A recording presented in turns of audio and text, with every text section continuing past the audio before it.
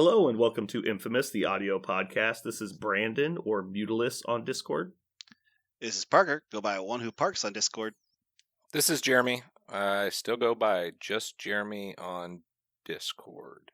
This is Aaron. I go by Treffinwood. I have some good news for you guys. Apparently going by our Discord handles is working because somebody actually contacted me on Discord just because I say Brandon or Mutilus on Discord. So it's working, guys. Yeah. Quick announcements. Parker, good job showing up today. You're down to 1,718 probationary episodes. News to follow. Yeah, buddy. Next up, we have... I recorded the Sooner versus Pat TTS Cuts game on at Adepticon, and it's posted on YouTube now. You can go check that out on our channel, Infamous MCP. It's up there as well as a lot of battle reports. I have about 30 battle reports going up from Adepticon this week, so keep an eye out for those. If you are local to the Kansas City area or close enough to it that you don't mind driving, on April 8th, we are having a 3-person team tournament. There's still one team slot left, and we can possibly expand it if there's more interest. So contact me. I will actually post, let's see, I'm trying to think of where I should post this. I'll post the Longshanks link in our Discord. So if you want to get into the event, either contact me or message the Facebook page or, contact me on Discord, whatever, and I'll get you into the tournament. I think that's it for announcements. Parker, what's next? News! Hey, News! Yes. News!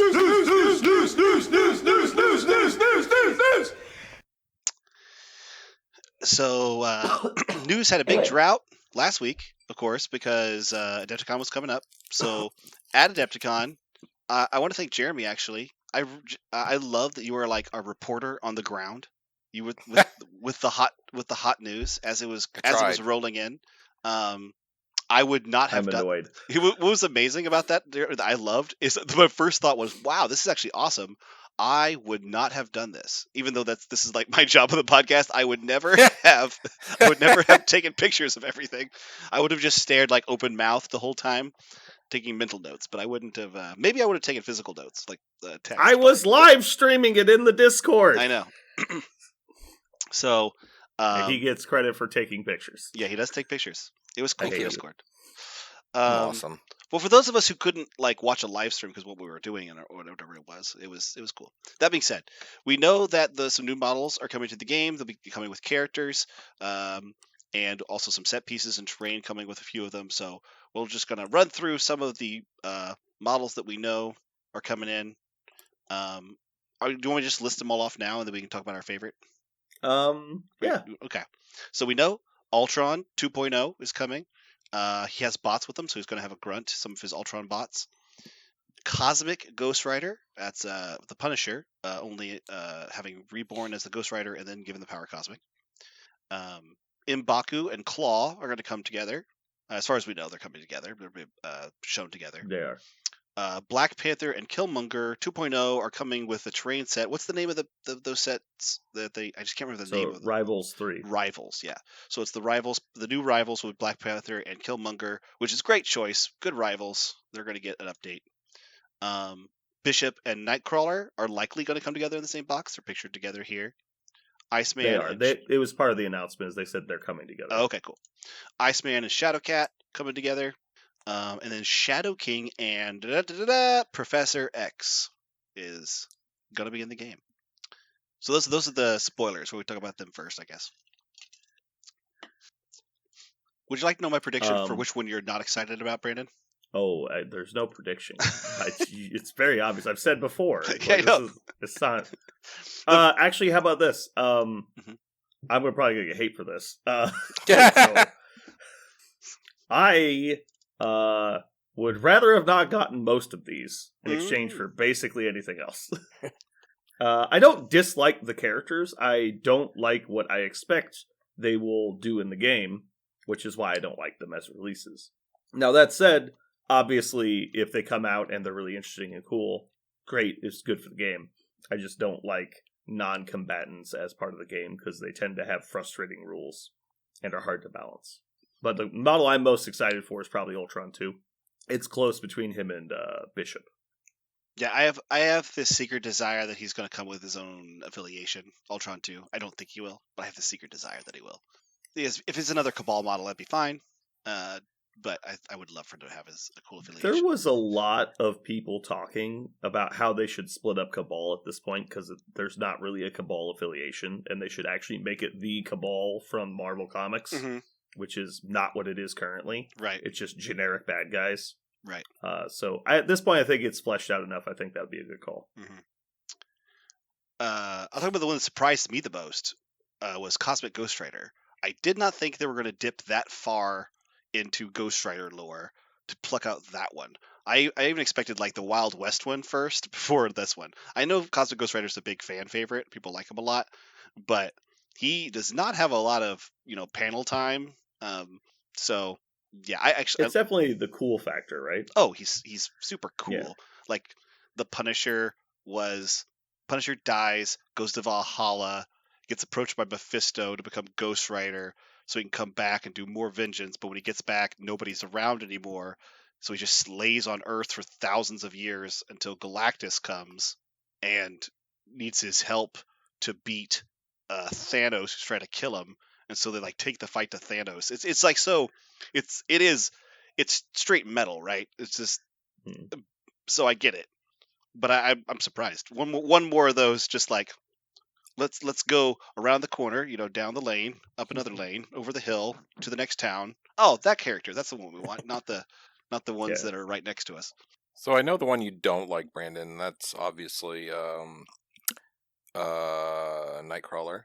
However, I will say there's millions of people cheering that finally their fucking X-Men will be complete. And they can finally stop making X-Men and we can be done with it. It's done. They got a Nightcrawler. Just give it up. Done. He's not at the bottom of the list. He's not even in second place. No? No, I know who it is. Were you being serious, Jeremy? I thought you didn't like Nightcrawler. I love Nightcrawler as a character. Yeah, but in the game, I didn't think. I don't know that he would be that valuable in the game because what is he going to do that Magic doesn't do? And if he comes out and he does more than Magic, well, that doesn't make any sense because she's just strictly more powerful than he is. And so, I don't know what he's supposed to... It's just a weird design space because there's two mutants that have the exact same mutant power, but she's also a Sorcerer Supreme of fucking the Hell Dimension. How is those two things supposed to make sense? He's a pacifist. Sure. Sure. Okay, fine. He's a pacifist swashbuckler. Let's be very clear. He's got swords. And a swashbuckle. Now I'm curious. Aaron, who do you think is the one Brandon was not excited to see? It's we talked about it in the car. He's got it. Charles Xavier. Oh, okay. Wait, really? He doesn't like bald guys.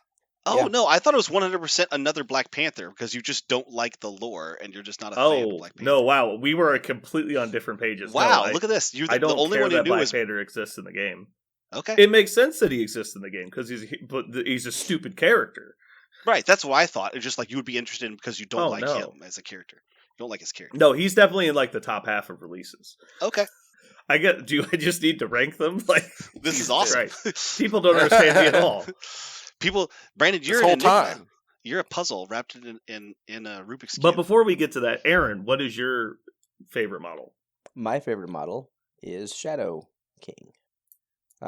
Again, fair choice. I'm not a comics guy, so all I do is I see these pretty pieces of plastic in front of me, and I'm like, ooh, that one looks shit hot. I want to play that model. The model did look sweet. It looks cool, yes. That's my answer. Jeremy, what was yours? I hadn't said yet. I'm conflicted. You did say Ultron 2, which that would be my pick, but I will say Bishop. He was definitely around when I was reading comic books in the 90s.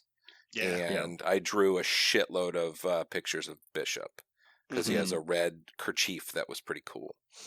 Yeah, he was my number 2, so it was basically a toss up between those two. Mm-hmm. Bishop's always been a badass.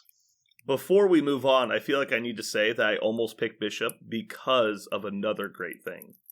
Is he forced Parker to lose yet another bet? Yep. Bum, bum, bum. So let's take care of that real quick. Parker bet that Bishop and Shadowcat would come in the same box, as well as Sebastian Shaw and Selene would come in the same box. However, I gave him odds on this one, Ooh. and these odds were definitely in my favor. No, I'm just kidding.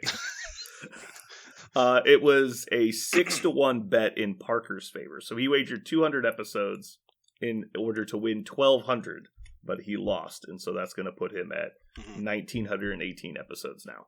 There you go. Good job. I mentioned it on the ramble, but I'm actually I'm pleased that I got the same like release. That's cool. I'm not super bad.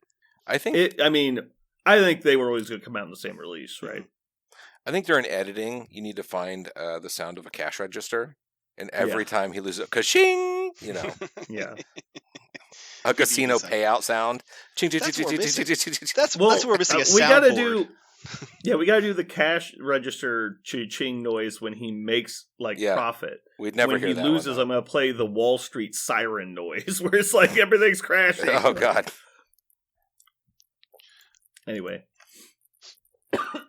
I would like. sorry for the coughs. Jeremy got us sick. Excuse He was me? 11. I'm Don't put actually that really on me, excited. Ricky. I'm really excited for Professor X because I want him to be a 2-point character, and he has a passive ability called Cripple. He does nothing until you need a Deus Ex Machina to do anything to the board, and then he does one thing in the game. That's what I want him to be. I think it would be cool if he wasn't like an insane powerhouse, because in the comics he's not. He reads minds pretty well, and he can mess with your neural makeup and stuff. But I mean, he's not Jean Grey, right? He doesn't. He's like level Batman. students. He gets blown out of proportion all the time. Yeah. Anyway, so reversing it, who's your least favorite characters? Squirrel Girl. No, not close. Well, of the spoiled ones, Oh. not of those. Claw. Just because he's dumb and you don't know who he is. So I picture Claw His from the model. movies, and I look at the model, and it's like he's in some red suit with a laser gun on his arm. There's Well, he has the laser gun arm in the movies, but it opens up from his hand. in the comics, he is so different than the movies, and I'm really Sure, glad. I'm really glad they interpreted the way they did for the movies. I think making him like a gun runner for vibranium, like an arms dealer for that, was a really great idea. Because making him Claw from the comics would have been just silly. It would have been another story like Electro from the crappy Marvel ones, where he was like, "Electric eels turn me into Electric Man." You're like, that's dumb. It's Claw is a similar kind of guy. He's made of sound functionally, and so it would have just been a dumb thing. Much better to make him an arms dealer. But they're obviously using the comic book Claw here. All right, so Jeremy, what's your least favorite? Cosmic Ghost Rider. I have Okay. trouble with the original Ghost Rider as well. I don't really like my heroes on vehicles in this game. I think it's just weird. It's just a weird thing. Why wouldn't everyone just get a fucking motorcycle and run around? I don't know. They don't have the Skill set. uh, They just can't. driving skills yet. They can't turn anything they touch into a flaming motorcycle, probably. Yeah, I That'd don't be know. probably answer one. Well, I see that, and I'm like, that's just a way less cool Lobo. Lobo is awesome. That thing is weird. Okay, well, we need to move on because this is going to turn into a whole argument. I hate hold you on. so much. Real quick, Jeremy, I want to see you take your Ghost Rider, No. your new Cosmic Ghost Rider, and put him in Xavier's floating wheelchair, and put Xavier riding Oh, the Anyone can do it. motorcycle. that's do it. badass. See? How could he Now- shift? I now guess it's you're the cosmic exciting. one. It doesn't have. How a could he shifter, does shift with his mind? it? Parker, what's yours? I'm gonna be a little bit of a cheat. I'm gonna say all the mutants. I don't want more mutants. I'm kind of done. I know No, people. you got to pick one. The mutants. I don't want. Would you? I think somebody. I remember who said it already. It's only been a couple of minutes, but somebody said they're a little upset that all these guys came out before any other models. That was you, Brandon. Just like I didn't ask for any of these guys. The least guys I asked for are the mutants, and I know everybody's like, I gotta have my X-Men. They're just grinding that dry for the more So, mutants, and I just don't want more. mutants. 2/3 of the mutants seem extra, right? But Yeah. Bishop and Iceman seem fine. They would have been, I think, good additions to the game. We got 2 fire guys running around. Adding an ice guy to the mix could have been cool. And then Bishop's just a cool model. He could be really interesting in the game. But Nightcrawler, Shadowcat, and Professor X specifically is the whole point of this game is that it's a squad-based combat game. And so how does adding a pacifist psyker to that make any sense? And so I understand that he's the leader of the X-Men, he's a fan favorite. I always thought that he was better represented in the game with tactics cards, because he's always helping. How often in the history of the X-Men comics did Professor X take the field and fight 4-on-4? Well, it's always whenever somebody's like cornered him, right? He's never Right. walking out of the door to hurt people. So I say why never, is he I'm sure somebody going can to a quote me, there's not. battlefield like, oh man, we really need to go collect these deadly legacy virus cures? And Professor X is like, let me go get one, and it runs up to the middle. Like, what are you talking No, about? he scoots or gets drugged He's by not. another He's member. not Yeah. running. Yeah. He's not running or And walking so- anywhere. If he comes out and he has any ability to deal damage whatsoever, I will be annoyed. Because it's literally his, like, he's like fucking Batman with the no killing, but he's like, do not do harm. Like, it's like so over the top. It's like he would never fucking attack people. And so maybe he'll come out and he'll be like a 2 or 3 point leader that can't deal damage, but has like crazy mind control. And then it's like, good luck balancing that, because we've already seen how Shuri works. Yeah, I hope he has something a la Shuri. Like he doesn't have I don't even want him to have a Shuri like Nuke or anything. Like Nuke, she even has a spinner that can kill Right. people. I don't even want him to have that. I would be okay if he pushes people around, but it's hard to do somehow. Or Yeah. it gives him, it's difficult.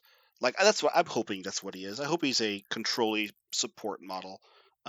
What I hope he is not is like a power battery for X-Men or some shit. Like that's not what I want. But Just a better Cyclops. yeah, I He'll just end don't. up being Supergiant 2.0 Yeah. I don't. without her first attack. Or without the only take 1 damage. Yeah. I feel like he's got. I just don't. I do not mind that there are mutants in the Marvel Universe. The great majority of my collection behind me is X-Men titles. But one of the reasons why it is because almost the entire Marvel title series is saturated by X something, right? There's so many X somethings before you even call it things like Wolverine, right? So there's just so many mutants, so much mutants, that it's kind of weird that the game was not called Mutants and Marvels. Like that's if you wanted to just make half the game mutants and half the game Marvels. I don't know. I guess I don't need more mutants right now. I feel like it's always we get a release of models and then a release of 8 mutants, and the release of 3 models and a release of 8 mutants, and a release of 3 models and a release of 8 mutants. But I just want to be fair to AMG real quick, because obviously they've got scheduling issues and stuff that they probably have to keep up with and things, and like they're trying to probably line stuff up with Disney in general. And so like I'm not going to fault them for releasing mutants. I just don't like these 3 mutants specifically. I feel like we could have gotten other people that would have been more important.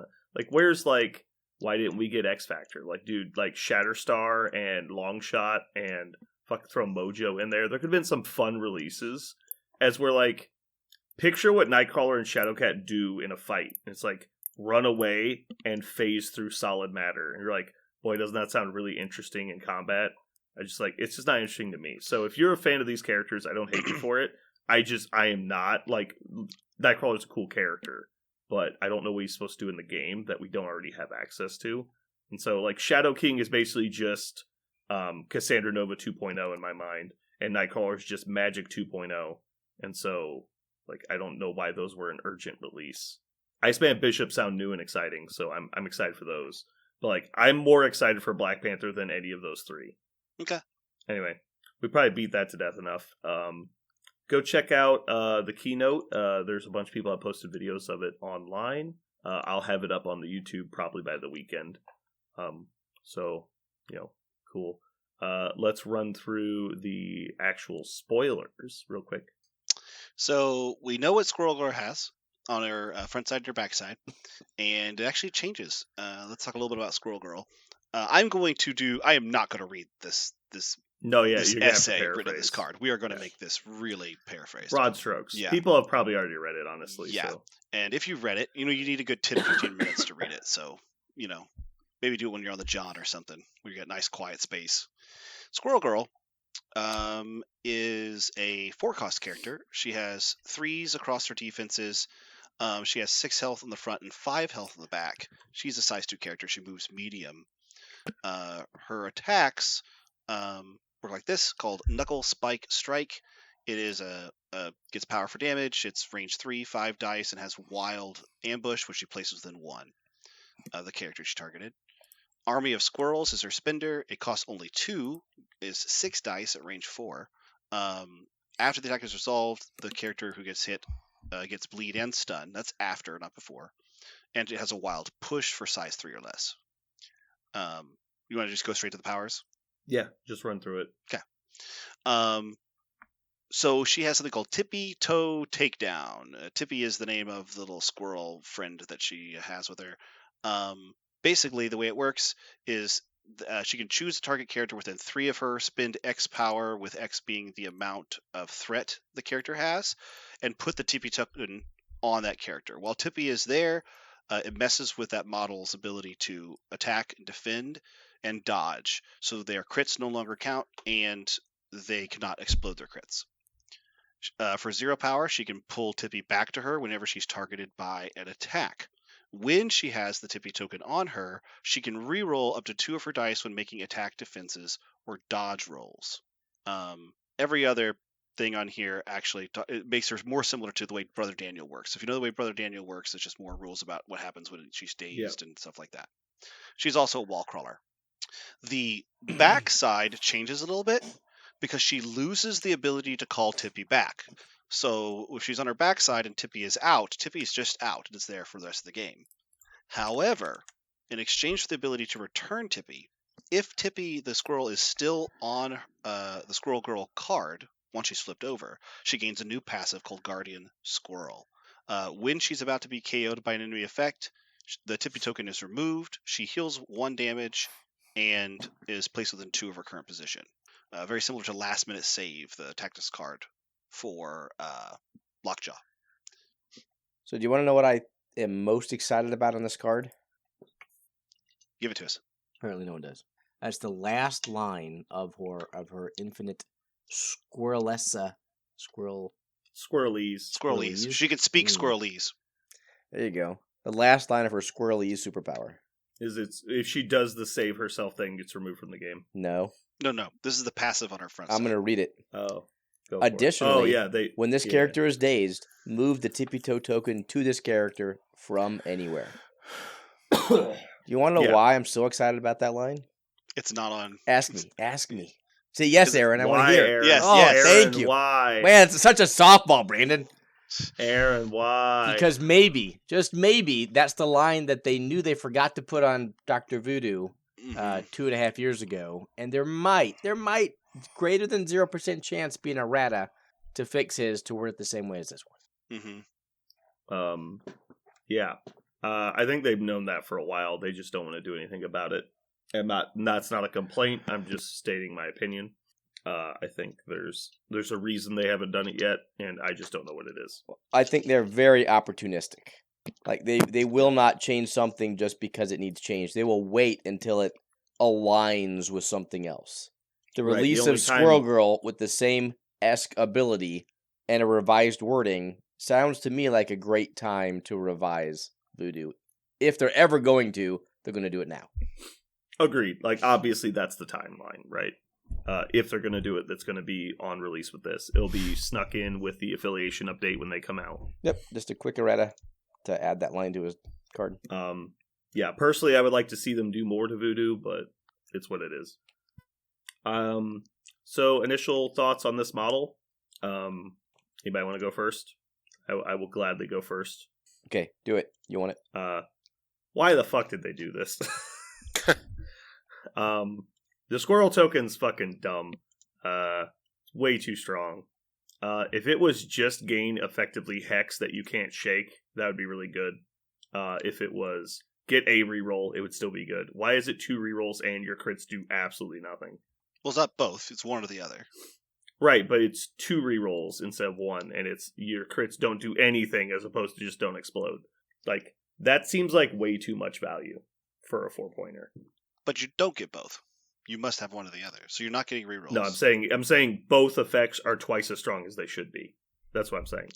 Like, just taking a 4-pointer that is a range 3 attack that has 5 dice plus 2 rerolls. Like, okay. So she does the offensive power of basically Logan. And then also, after she's done fighting people, she can debuff somebody else that hasn't gone yet. I don't know. Ambush couldn't be bad. You don't get to choice. You have to place. Yeah, but you can reroll your wild. Yeah, I guess so. I think Army of Squirrels is a very strong attack. It only costs 2 for essentially an 8 dice attack because the rerolls. That's very strong. And with effectively an 8 dice attack, you're triggering the push a lot. Yeah, it's pretty good. I don't know. She's a 4-cost character. We have 4-cost characters that roll 6 dice with full rerolls, like every turn. Not as a builder. Yeah, you gain 1, right? That's Captain Marvel, and she's considered to be way behind the power curve. Hers costs 4 power to start going. She doesn't get to do it right away. That's a builder. Well, she sure, but this character. I mean, this one doesn't. She's not going to move, right? Unless she attacks somebody. So she doesn't have any like action economy unless she's attacking. Then she has to move, but she has to get the wild to get that action economy. So she's not like Wolverine. Where Wolverine's going to be much more aggressive. She only has 6 health and 3s. And if you put the squirrel out like you said, then she loses all of her defensive stuff. She's just 3s and 6 health. She folds now over. But she has the option to pull it back. And if you're attacking her, she doesn't even really need to, because you losing crits is almost as good as her getting 2 defensive rerolls. Maybe. Probably actually better but statistically. But you can roll no crits so that it doesn't do anything. Sure, but if you roll 3 blocks, the rerolls don't do anything. I don't know. I think for 4 cost, I don't think she's over the top. I think she's a 4-cost character. And in fact, I don't know that she's over the top either, but I know that's not going to be fun to play against.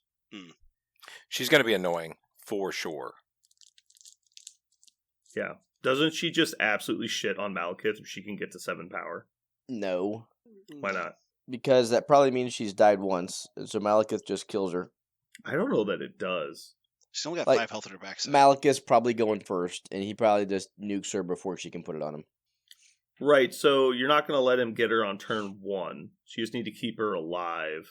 Yeah, I mean, he'll have to play defensively to keep his other models away from her. And you also have the chance of, like, you go in and fail, and now you're screwed. True, like anyone. So I get, in theory, yes. I think she's actually way better in, like, Domino, because it only costs her three to do that. Right, yeah. But I think the tippy toe is just a trap.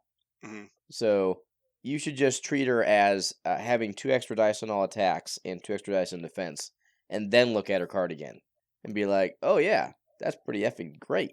Right, a 3/7 builder and 5/5/5 defenses. I realize that rerolls are not as good as dice, but for argument's sake, I think that's a pretty strong character. She's kind of like a weird web warrior, right? Yeah, I was going to say she's the exact same defenses. Sorry, she's better defenses than Peter Parker 1. Because Peter Parker only rerolls. He doesn't get the Mystic rerolls. Assuming she keeps the token, or the person that is attacking her has the token. And there you go. I think that is, the fact that she has slightly better because of the rerolls, cool. But how many times has Peter just fallen over? Like rerolls are good. No, exactly. Like it's still defense dice, right? Even if she had printed 5s across the board, she'd still just get one-shotted sometimes. Like that's just defense dice. I'm not. I am.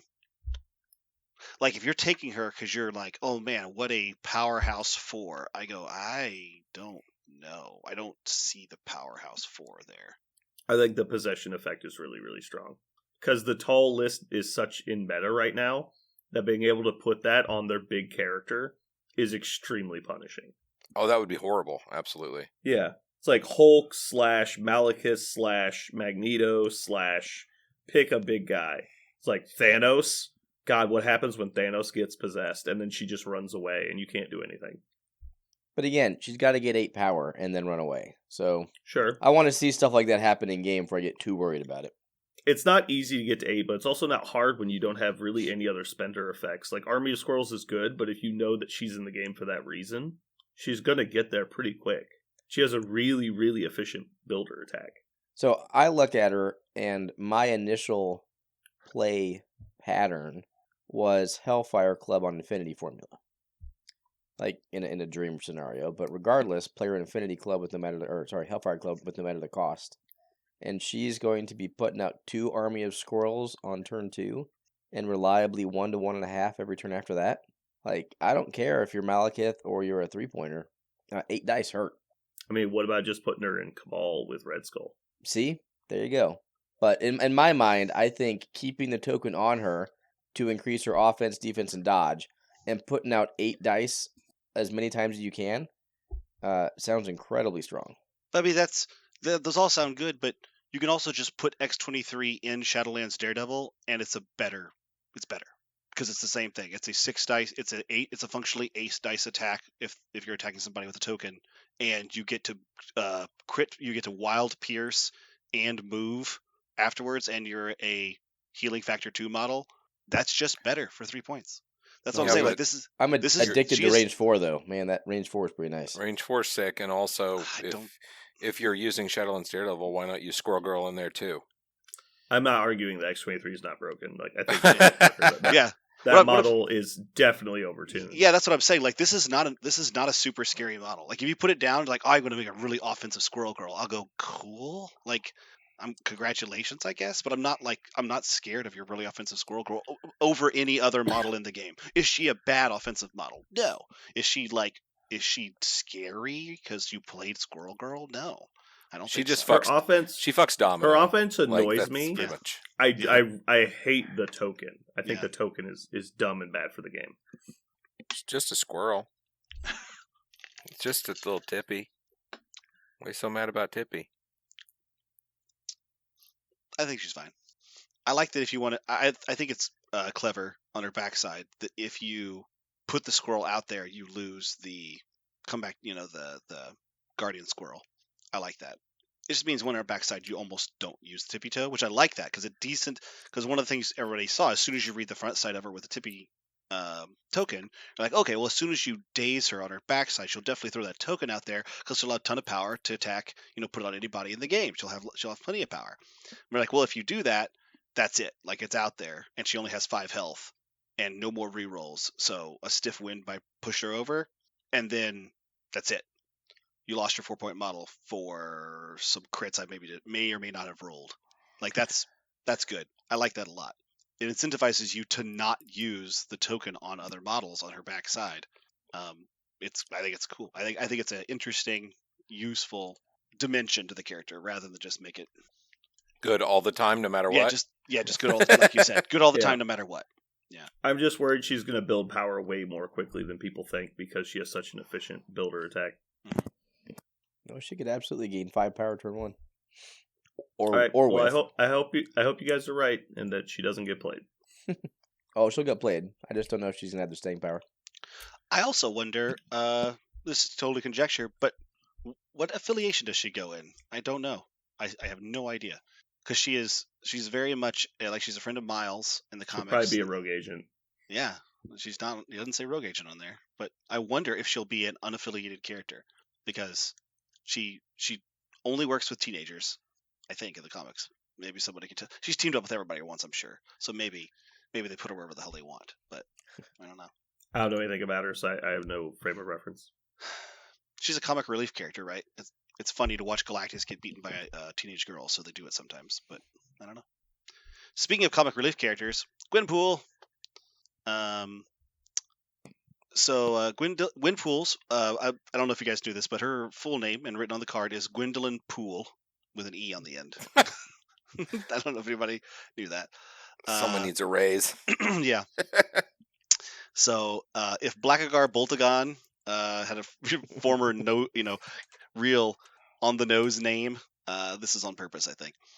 Gwenpool is another 4-cost character. She has 4 physical defense, 3 energy, and 4 mystic. She has 6 health on the front side, and I don't know if we know exactly what she has on the back side. I think part of her card was chopped off, and I'm not sure what part was chopped off. We don't know her backside exactly. Yeah, the injured card is out of frame. Yeah. It looks like she probably has the same powers. Yeah. But that's about all we can see. Mm-hmm. She moves medium and size 2. I am going the copy I have because she's not been officially spoiled in a transmission. This is also pictures of people taking them from the con, and so there's some fuzziness involved. So I'll try not to mess this up. She has a physical attack. Looks like range 2 with 5 dice. it's a builder. She gains damage for all she deals, and it has a Wild Pierce. She has another physical attack that is not a spender. It's range 4 with 4 dice. She gains 1 power for doing so, and it has Gwynpool's special, which looks like it's on a wild and a. Is that a hit? Man, it's either wild hit or doubled wild. Yeah. But if you get it, it applies either bleed, shock, incinerate, or poison. It's double wild. Double wild. Okay. And then she has her big spender, which is range 4, 8 dice for 4 power. It's energy. The target gains incinerate and stun automatically, and wild scorched earth. Before damage is dealt, everybody within 2 suffers 1. And Incinerate. So it's splash, incinerate. It's basically a nerfed version of the Bob Rocket, but I like the name of the attack. Yeah. I can't read it in this. What is it? This end toward target. Yeah. Do we talk about powers real fast? Yeah. Mm-hmm. Okay. She has a 2 power, place herself within 3 of her current position. She has a modify her own dice. She can spend up to 3 for every power spent. She modifies a dice on attack or defense. Once a turn, like Modok? Is this for some? It's not from somebody else, right? It's from her. No, but once a turn. Once per turn, like original Modok's rerolls. Original, yeah.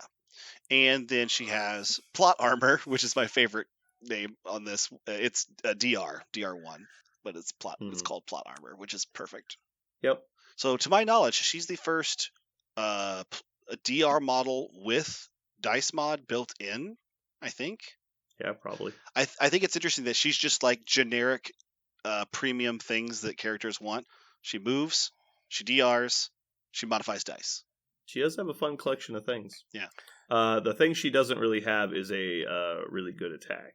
Her big attack is a little expensive, and her basic attack is just solid. It is range 2 though, so you have to be up close. Mm-hmm.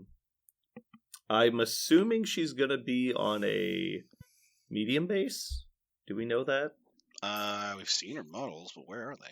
A place 3 on a medium base would be humongous. No, I think she's on a small base.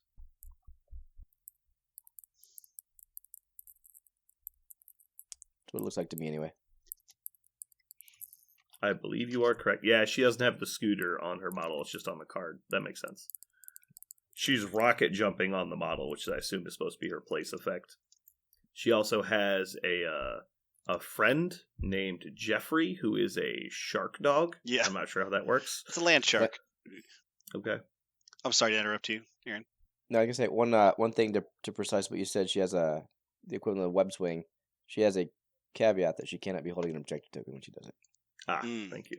I'm really hoping she has a Jeffrey effect on the backside. Like an extra attack, like Jeffrey. throw Jeffrey. Yeah, maybe she has a spender attack, like get him Jeffrey or something like that. Yeah. I'm looking at so I have a different view. It doesn't show the bottom 2 superpowers, but they have the exact same number of lines. The same number of lines, and we can read the title on her place, so she has the place on the back as well. Correct. It's just the bottom 2 you can't see on this card. It looks like she is exactly the same health and everything. Okay. Yeah. So Brandon, I kind of agree with you. Like I read her card and I'm like 2/5 for a 4 threat, meh. 4/4 gainer, like I'd like it as opposed to not having it, but otherwise I'll pass. Yeah, as a free attack, sure. And then 4/8/4 for her spender is great if you've got 4 power to spend. The problem is she loves spending her power, right? I like free placing and I love dice mods. So I look at that and I'm like, leave it at home. But then I'm like, okay, 4/3/4 with DR and everything that you guys just said, the place and the dice mod. You're like, well, like when you start doing the math, she's more survivable than Sabretooth. Like she screams Kingpin, play me, right? Mm-hmm. Like she is like the definition of what you want in a potato. Looking at her the wording on her powers also, we can see a small glimpse. It looks like it's the exact same 3 powers. Mm-hmm. So but the only thing we don't know is what else she has, right, for attacks. But she will probably be the same attacks, but maybe not. Oh, I can read the attacks here, they're the same. But can you see her health? Yeah, I see the whole top of the card. Okay. Oh, okay. She's 4/3/4. Well, I don't have that in my pictures. Okay, I've got a better one then. 6 health Yep. Okay. Well, that's very chunky then. Yeah. All right. I'm excited to play Gwenpool, actually. Originally, based on everything I had heard, because I hadn't really sat down and thought about it, it sounded like Squirrel Girl was going to be better. But the more I look at it, I think Gwen might end up being better long term. Mm-hmm. Also, I have this feeling that she's going to have some wonderful tactics cards. I hope she has some wonderful. I hope so. Cards. So Parker, where did she come from? I have no idea about this Gwenpool character. What is that? So she alternate universe comes. Deadpool met her on an adventure. It was like her way she was introduced. I have not read that Deadpool comic though. I could do some digging here, see if I can find out more about Gwen. Yeah, I think it's just supposed to be Gwen Stacy with Deadpool's powers. Well, she wasn't Gwen Stacy, right? Like it's Gwendolyn Poole, but it is Gwen it's Stacy. Gwen from another universe who randomly happened to get Deadpool's powers. Yeah. And so she's got the fourth wall breaking, the plot armor, all that stuff piled on top of what should be a web warrior. Gotcha. Anyway, though, moving out of news, con recap. Dun, dun, dun. So, which MCP events did you guys play in? So, me and Aaron played in the team tournament on Friday. It was 5 rounds. Yeah, it was 5 rounds. We've played in team tournaments before, me and you, and it was very much the same, except for the timer thing. There seems to be a standardization of team tournaments now when it comes to how many points and how to choose your tactics cards and whatnot. But technically, I just want to get this clear for everybody at home. Mm-hmm. This was a team up tournament, not a team tournament. There's the semantic difference is team up tournaments are 2v2 and team tournaments are multiple 1v1 games. So just so people at home know what we're talking about. Yep. How did you feel about it, Aaron? So this was only my second year at Adepticon. So taking a step back, Brandon knows this more than I do, and he explained it very well. You get all kinds of people who show up for Adepticon. Like your people who all they do is a game once a year at Adepticon, and your sweaty tryhards like me who play games all the time. Yeah. So that was eye-opening because our first round opponents were game store owners, and they were the first variety. We get our one time a year playing games at Adepticon, so they'd played Marvel 8 times between them. Yeah. So you'd think, hey, Jeremy and I were just going to steamroll them. Not so fast. Marvel Crisis doesn't work that way, by the way. Sometimes you can just point and click. Yeah. Fun anecdote, this game was recorded. This was the first table of the first round. And Aaron and Jeremy get paired against Sentinels. And at which point I'm recording it and I'm just giddy. Because we open up the game with spoilers. Logan gets one-shotted. And I'm just like, it's gonna happen! I was like, please let Jeremy lose to Sentinels in an Adepticon tournament on stream. That would be my Christmas. It would definitely be poetry if it happened. Yeah. That would be beautiful. It would have been a beautiful, poetic moment. Spoiler alert. Perfect moments don't come around that often, so you have to savor them. That wasn't, end of the day, super, super nice folks. But they were new, and we were able to find our way around the table and score more points than them in a rapid amount of time, because God knows with the fucking timers how soon it was going to end or last. What kind of hellish hellscape were we going to play games in? So anyone who's wondering why Jeremy is upset, Adepticon is an officially AMG sponsored event, so they are using the AMG player packet, which recommends not using chess clocks and using overall round timers. Some people named Jeremy, Brandon, and Aaron are not a fan of not using chess clocks. I believe there's some other people. You can lump Parker into that group. Okay.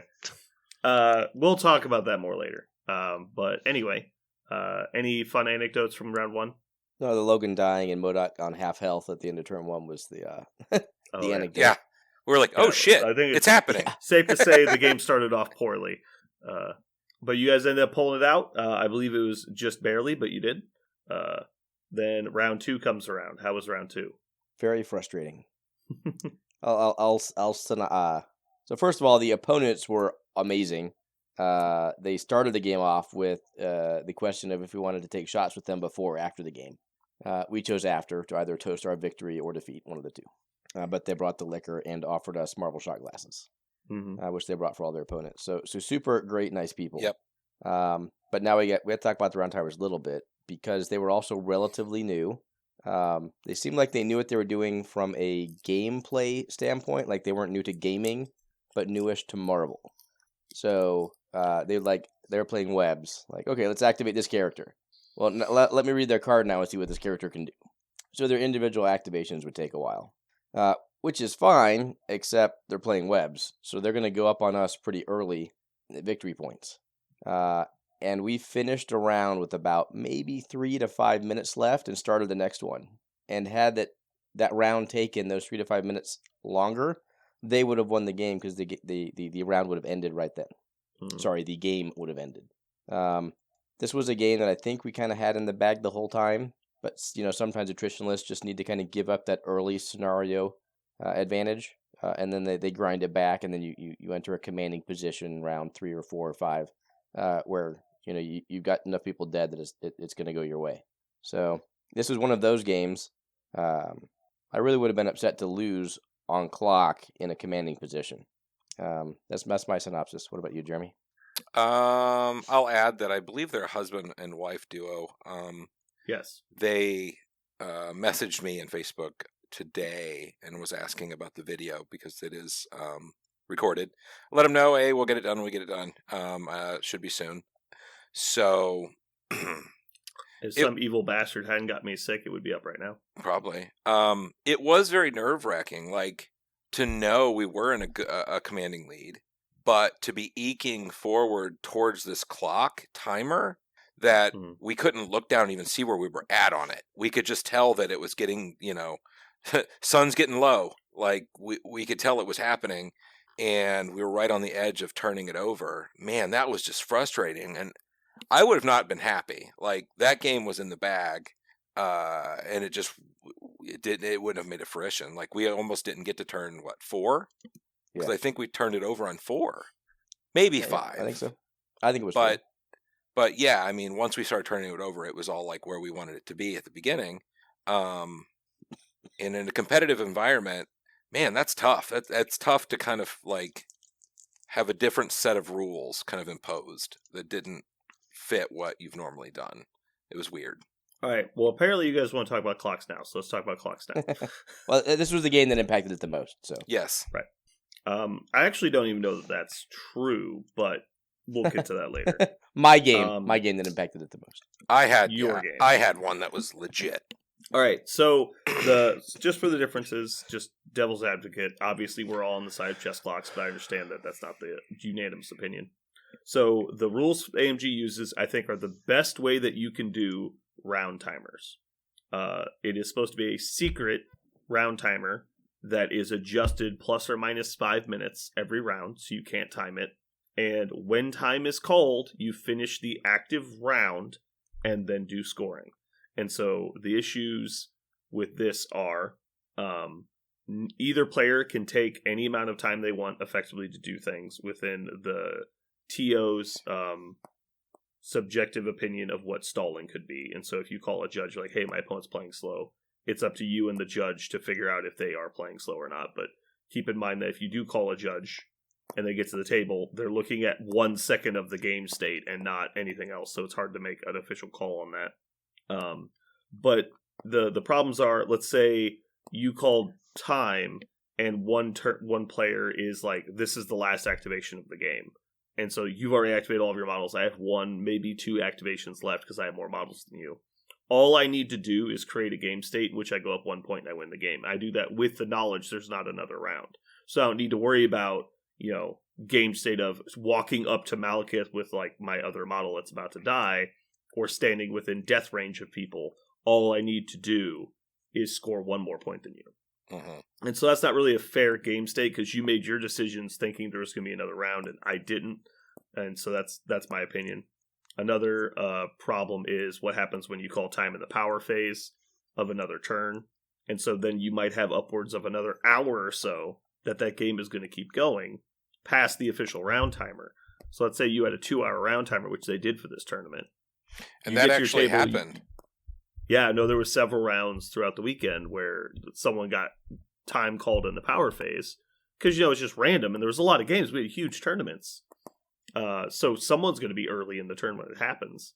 And then you have to play the entire round. But it's not just play another round. It's play another round, and this is the last round. So you know that no matter what, the final score of this turn is going to play so much importance in who wins the game.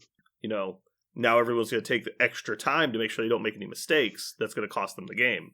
And so they actually play slower once the timer is over.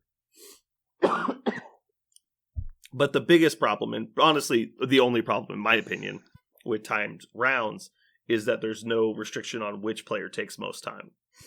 I've been on the bad side of slow playing multiple times. And not just like playing against opponents that are not as fast as me. That's not what slow playing is. Slow playing is intentionally playing slower than you can to gain an advantage. And it's not accidental. It's not due to inexperience. It is specifically done intentionally to take advantage of the timing rules. It's happened to me multiple times in different games, and it is a super unfun experience. If it's never happened to you, you're lucky. It's the worst. Because you're sitting there watching somebody basically just stare at you and not do anything. And if you try and call a judge, they will only play at a regular pace until the judge walks away. And then they'll go back to slow playing. And it's your word against theirs. What's going on? It's just absolutely terrible. Luckily, a lot of players don't do this. It's a fairly rare thing. It's generally done by complete dirtbags. So at least there's that. Being that there is a solution to that problem, I think that's the frustrating part, is that we were not using the solution to that problem. Right. So chess clocks fix all of the problems that time rounds have, in my opinion, because you don't have the crazy differences in round length because games will go past the official timer. You don't have... Well, there is a way. I'll talk about that in a second. It makes it fair because each player gets a set amount of time that you get to use. So and it completely stops slow playing. The downside of chess clocks are, they're expensive. You have to buy a electronic device for every single table, which is one per 2 players. That's not nothing, and that's not easy.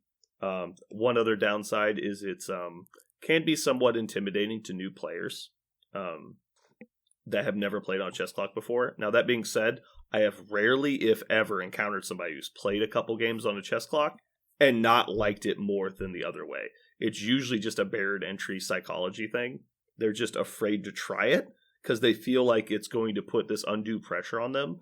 It actually, once they play a couple games, they're like, oh, this is better because I don't feel like I'm being a bad person. I want to take a moment to think about this. Your opponent's like, well, we're on a clock. You need to pick. It gets rid of that contentiousness because it's like, I have my time. You have your time. I'm going to spend my time how I want. You can spend your time how you want. Yeah, I like that a lot. But yeah, those are pretty much the only downsides, is that there's the first couple times you play on chess clock, you feel hurried. And then there's the money investment. Now, with all that said, the folks that we played did not do any of that. That was not really the problem.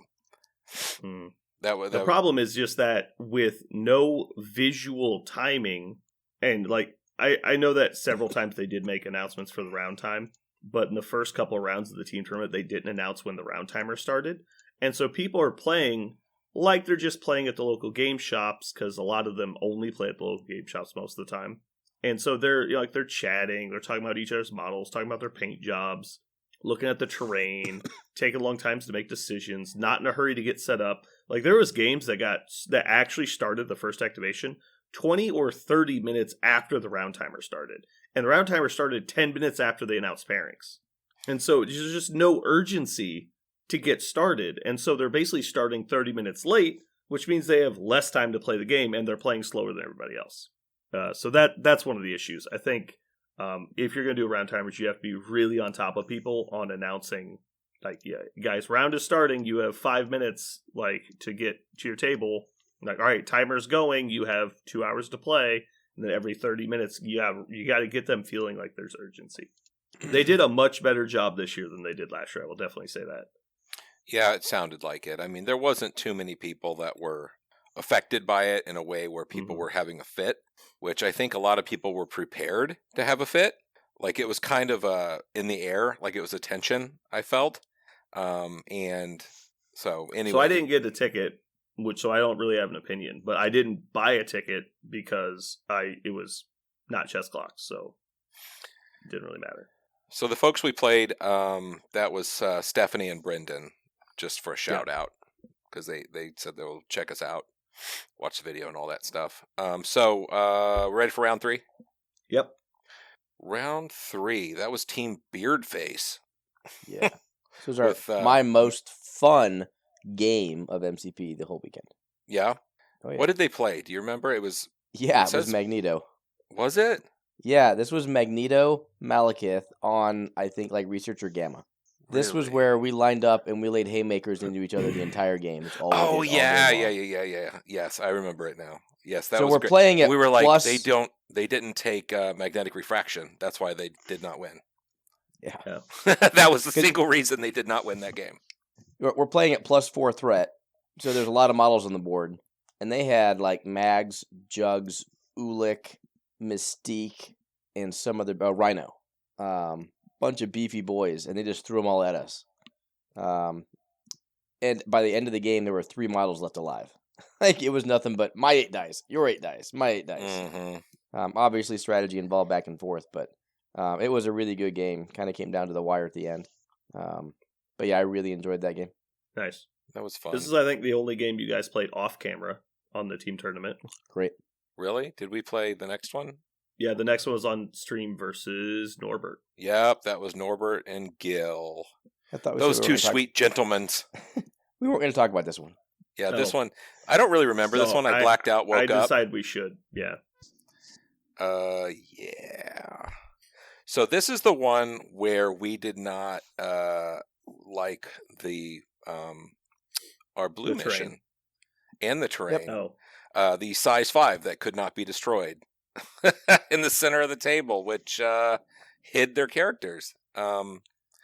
Yeah, go ahead, Aaron. You could probably describe this better than me, being that you play the same shit. Yeah, you play this. So they played Steve Vengers with Hulk, and this just reiterates the point that if Hulk gets to go last on Gamma or Researcher, you're probably in for a really bad time. And we were on the receiving end of that bad time. And he compounded that with Heimdall porting Hulk up turn 1. So we took a relatively tall team with Malekith and MODOK. Anyway, I won't go through a bat rep, but we made a bunch of poor choices from squad construction to execution of poor squad, and ended up getting our asses handed to us. Nice. Yeah, and again, there was a giant head in the middle of the table, and I'm a very visual person. Like once I'll look at the cards for a second, but I tend to play the game with what's in front of me and what I can see. And if there's a model hidden, I will like blink and it doesn't exist anymore until it surprises me with some shit it does. Heimdall is not the model you want to do that with. I completely blanked out, and Heimdall's like ported shit and did things like almost every turn whilst hiding behind a giant head. And that's 100% my fault. Just so people understand, this was with the arcade boards that were at Adepticon. It's like a giant pinball table that had one very large piece of terrain. So yeah, but we did get beat handily, like pushed around, thrown, pushed off things. Like they just controlled the board with Steve, and it was Avengers. So you've got Steve and Iron Man and Hulk. So they did those things. They definitely got us. I mean, we had an out. We played to it. We dark rained Hulk and left them on 1 at the end of the turn. We sure did.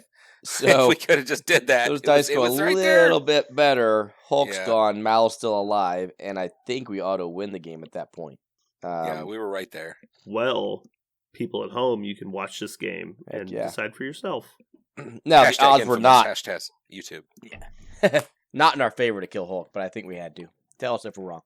Yeah, Phil told us afterwards that he didn't know why we went after Hulk kind of thing. So, yeah, I mean. Because we were down 9-2 on scenario? I know. like some desperate times, desperate measures. Yeah. Mm-hmm. And 2 sweet guys to play. Like if you've ever played those two, had any sort of like time to talk to them guys. Like they're just two great guys. So props to them. So game 5, the last one, we played Upstanding Citizens with Jeff and David. And this was the game where I found out who I actually am. Everything that's wrong with this game. Oh, yeah, I remember that now. I was like, what are you talking? Oh, yeah. Jeremy, is it fair to say that you are perpetuating everything wrong with Marvel Crisis Protocol? Absolutely, 100%. Good. Me too. If there's a flag, I carry it.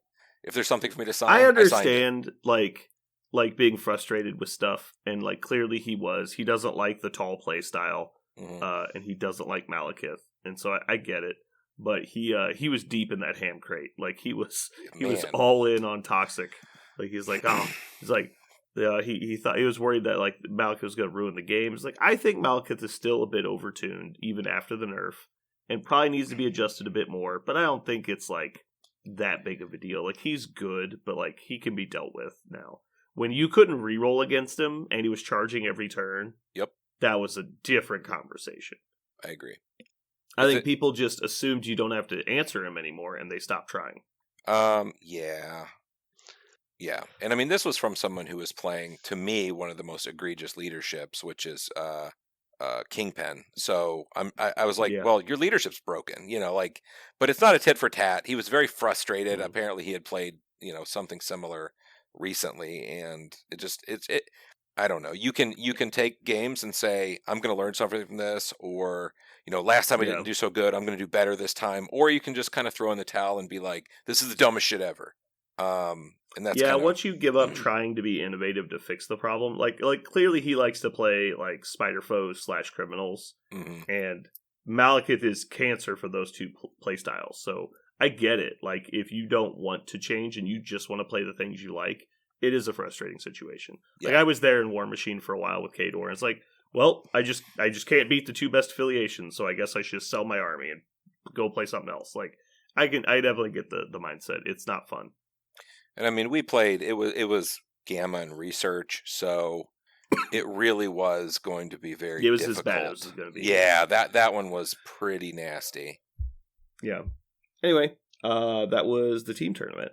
We went 4-1, and it was a blast. I love team tournament. I love that. I love the format. I love the ability to kind of lean on your partner when you need them, and, kind of nod ideas off each other, and it's like, what do you think?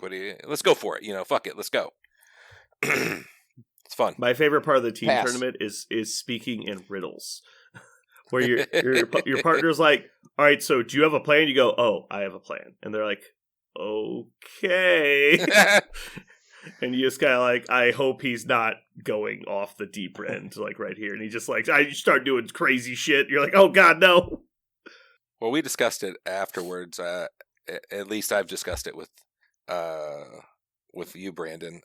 Just the fact that me and Aaron play differently, and it's interesting in that, like, you play almost the other side of the board, in that you have patience and you'll wait to kind of spring things, and I am the trap. Like, I'm gonna go. Like, you were having to hold me back almost every single game, like one more turn longer than I wanted to. I'm like, let me get him, boss. And you're like, hold on, just move this here, just wait a second. And I'm like, but if he hits me, he could do damage. And it wasn't even like relative. I just don't. It's just very different to be on the other side of it. Yeah. No, very learning. I mean, Jeremy likes to play Rock'em Sock'em Robots, and Aaron likes to play chess. Whatever. He's trying to play Two Blood Bowl. Equally respected games. He's trying to play Blood Bowl with Marvel Crisis miniatures. It's bullshit. Yeah. How many touchdowns did you score, Jeremy? 73. Wrong. All right. Incorrect. Just for the record, and we didn't know, Aaron and Jeremy took down 3rd place in the team tournament. Good job, you guys. Does anybody know what the count was? Like how many teams there were? 32. 32. Nice. Top 10%. Hells yeah. All right. Aaron, you played one more game of Marvel, right? I did. The next night, I played a casual pickup game with Colin from Muse.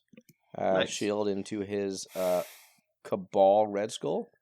And I just showed him how broken and bullshit Shield can be. So Yeah, I just want to say that this was personal. Colin Uh-oh. and Nigel keep shit talking us Uh-oh. behind our backs, and I never say anything but good stuff about those guys. So this is the beef. The beef has been started. You ready for this? They made fun of me for saying that Hammers is a bad scenario and nobody should play it. And then old lady Karma just fucking stepped foot at Adepticon and just laid down the law and was like, Brandon's gonna play Nigel on Hammers. And then just you can watch the video to see how that went. Yeah. It was Hammer time. That went about as fucking sideways as I've ever seen a game go on Hammers. Nigel refused to admit after the game it was the fault of Hammers, though, and I tried to force him to admit it, and he wouldn't.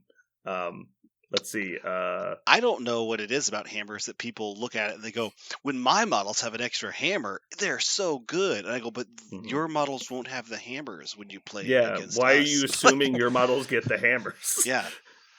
I was talking. Let's see. I was talking to my teammate actually about this just last night. He was like, "Should I play hammers for the team tournament?" I go, "Can all of your models move away after they attack?" He goes, "None of mine can." I go, "Then don't play hammers. You're just going to lose." No, I'm not. I know we speak in a lot of hyperbole, and it's not always correct to not play hammers. Right. But you need to be very careful with it. Have a plan. Think of it, it's like a glass dagger. You don't just go stabbing people with it like it's going to break, and it's going to backfire real hard. And so you just got to be very cautious of when it's a good idea and when it's a bad idea. And if it wasn't for grunt characters, I wouldn't feel so bad because at least you'd have the argument of, I just want to fight people. And you're like, okay, well, people will fight you if the hammers are in play. You just might not have a good time doing it. But with the grunt characters, you can also just get outscored on it. It's super punishing. But anyway, so just anecdotes from my game. Logan made 1 attack. Cable made 3 attacks. Oh. X-23 made 3 attacks. Honey Badger made 0 attacks. And what's the new girl? Psylocke, she made 2 attacks. Ooh. His last model was dazed when the game ended. Man, oh man. It was brutal. Don't make fun of me, Colin. Anyway, I had a great time hanging out with the Muse guys, though. It was super fun. I have something in the works for an attempt at a Muse rivalry that we might announce in the near future. We'll see. Ooh. Hopefully they're down for it. Actually, 2 separate things. Is one of them betting half of Parker's episodes? 3 separate things. I wish people at home could see the eye rolls. I don't understand why people think they can bet with my episode. It doesn't make any sense. I don't know why you think they can't. Did you read the bylaws? There are no bylaws. There are bylaws. I was here. Never Don't asked quote to the see old them. Magic to Me witch. I was here when it was written. But you weren't. You were gone. We wrote them while you were gone. That's the whole point of the episodes. Excuse me. Okay, Jeremy, you played in another tournament, right? Yep. Show did. So I played in the, what is it called? Champions or whatever. Contest of Champions. And by Contest of Champions, they mean small kiddie pool of casual friendly games that don't use timers. All right, go ahead. Yikes. That's just my biggest problem with the whole thing. It's like they label the tournament Contest of Champions. It's the largest tournament of Marvel players ever, and yet they're using casual rule sets to govern them. It's just annoying. I just want it to be what it is. Like, just let it be what it's meant to be. All right. Yeah, so there was 4 games. The only thing really of note is, number 1, I played the first round against Jacob Deaton, who is friends with Mike from Danger Room, and they play all the time. If there's an anti-Balakith list, let me tell you what it is right now. Deaton's list. It is Deaton's list, and play Sam Avengers and lose priority and have to play Superpower Scoundrels. It was honestly just me stomping about the board with big guys going, you score 5, I score 2. You score 6, I score 3. Like, it was one of those. I just couldn't keep up. He had so many fast-moving models, and every time I would try and do something, I'd bounce.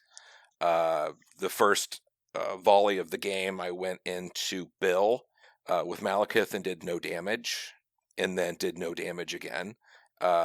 unlucky or whatever, call it whatever. It didn't really matter, honestly. He still would have beat me on points, even if I had killed Bill on turn 2. It wouldn't have really changed much.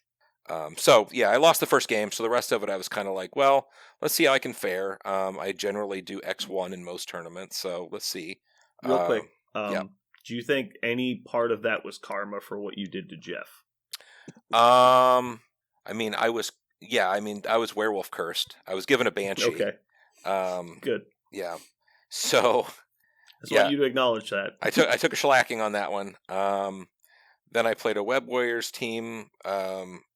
Ryan won that game. I'm not good at battle reports. You're not getting them. No, that's fine. Then I played round 3. I played Michael. Round 4, I played Brad. And I ended up in the very first time of Marvel Crisis Protocol, I got myself a goddamn tie. And this was in round 3? Round 3, yes, I believe. Okay. Ooh, now I have to know how this happened. I want to know. I tell you what, why don't you guess? Comments. Why don't you guess how you get a tie in Marvel Crisis fucking Protocol? To my knowledge, there's only one way other than what happened to you. I actually don't know. I don't even know the tie rules in Marvel Crisis Protocol. I've never had. Keep in mind, they're playing at Adepticon. Adepticon. What they're playing at Adepticon. Oh, you're playing at Adepticon. That's how you tie. The end. So, God damn it, you are so bad at this. No, I know. So, it's because you ran out of time and you had the same points as my guess. Correct. Yes, the round timer ended and they didn't have chess clocks, so it went to a tie. That's what I'm saying. You're playing at Adepticon. Yeah. You're playing goofy rules. You're playing Bumper Bowl, so you can tie. I don't know if I'd go that far, but yeah, the because they weren't using chess clocks, they're using round timers, and they happened to be tied on the round that it ended. The game ended. Now the interesting part. Jeremy was not the only table that tied. In a 128-person tournament, who would have guessed? Crazy, right?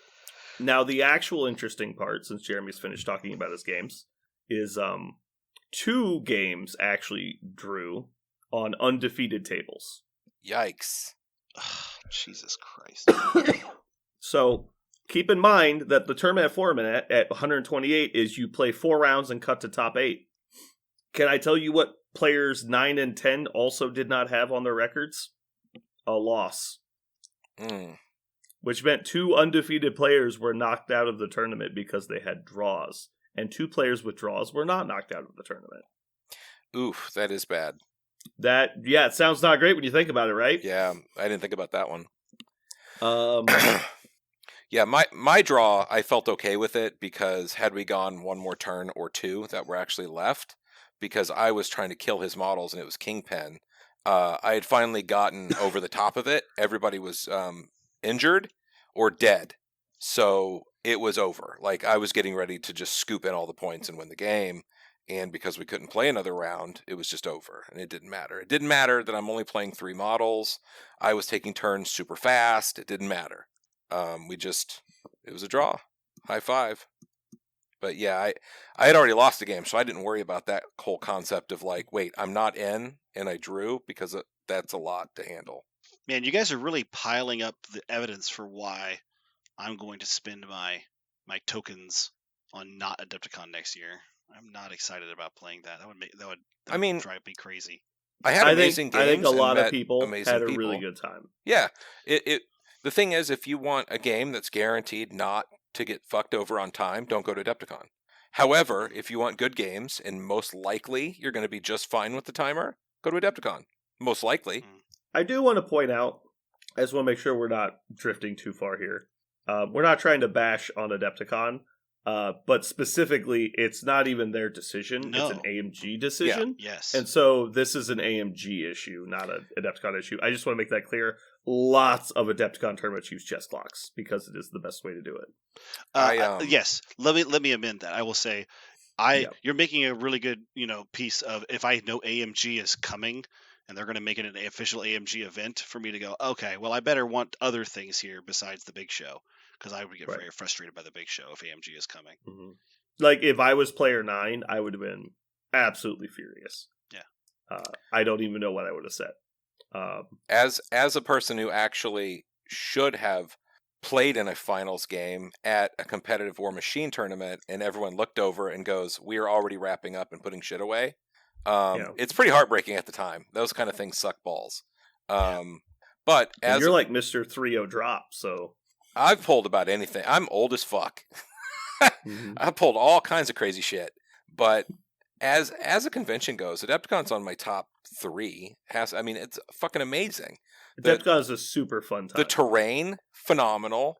We had special mats made, like on camera. That the pinball mat is phenomenal looking. Like it looks so cool, but to play on it kind of sucks. You're so bitter. Yeah, so like for example, my experience at Adepticon, I had a really good time, and I only played one game all weekend. And everybody kept asking me, he's like, "Oh, how are you doing?" He's like, "Oh, I'm doing good." And they're like, "No, but like, what's your record?" It's like, "Oh, I'm not playing. I'm just recording games." And they're like, "Oh, I'm sorry." I'm like, "Don't be sorry. I came to have a good time." Yeah. Like I knew I wasn't going to play when I got here. I came to Adepticon anyway. I've come to Adepticon multiple years and not played a single game. Like it's just a good time. Mm-hmm. I think it's a good vacation experience. People have to decide what they want to get from a con, and I've always told people this over the years. And decide what you're going to get from the con and get that. Don't try and do someone else's con. You know, like if your friends are doing a million games and you're not that guy, don't be that guy. You know, go check other shit out. Do other things. You know, it's fine. I've had friends that go just to paint models at the convention because they like the camaraderie. I know people that go and just play board games with people they don't know. Like there's all kinds of stuff. No, I'll be hitting Adepticon every year until I'm old and gray, or I'm already there. But it's a good one. Yeah. Can we talk about the alien from space that was delivered on Earth to destroy everyone at MCP? Not yet. No? Not yet. Okay. We got one more thing we have to talk about. Okay, what's up? Jeremy, I need you to read the place and name of every person ahead of you in the tournament. I'm not going to do it. No, you have to. I won't. Is it just because it would take so long? Is that why? Yep. It's fine. I feel like we have to tell the people at home, Jeremy got 28th place. You motherfucker. Out of 128, though, so it sounds better when you say it like that. That's true. It's not too bad. Good job, Jeremy. You got top quarter, top fifth, something like that. I don't know. You only lost one game, though. That's good. Dude, both tournaments, I lost a game. It's okay. That's where I place, man. That's where I land. I can do that if there's 5 people. I'll Talking about the lose one. community, I'm going to try and be as bandwagony as possible right here. Talking about the turnout, it was almost a 50-50 split of super casual people that had only played a handful of games and people that were there to like be tournament players. And so there was every type of player at the event. And so maybe that's a function of the AMG rules packet, and maybe it's just because it's Adepticon. It's hard to say. I feel like a lot of people would have signed up regardless what the rules were, assuming there was space. I think they could have easily broke 200 if they didn't cap it. And I think next year we'll have a higher cap on the events. There was a huge turnout for AMG in general. Star Wars Armada, Star Wars Legion, Star Wars X-Wing, and Marvel Crisis Protocol filled up a hall the size of the 40K hall.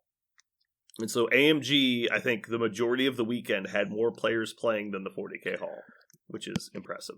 Good for them. That's awesome. I don't know what they're going to do next year with Shatterpoint coming out and the game's growing.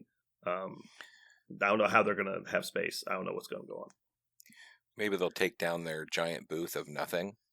Those giant areas they blocked off for a house. Well, they were talking they might up it to 256. Really? Yeah, like Woo! That's That'd be awesome. Doubling the size? That'd be crazy.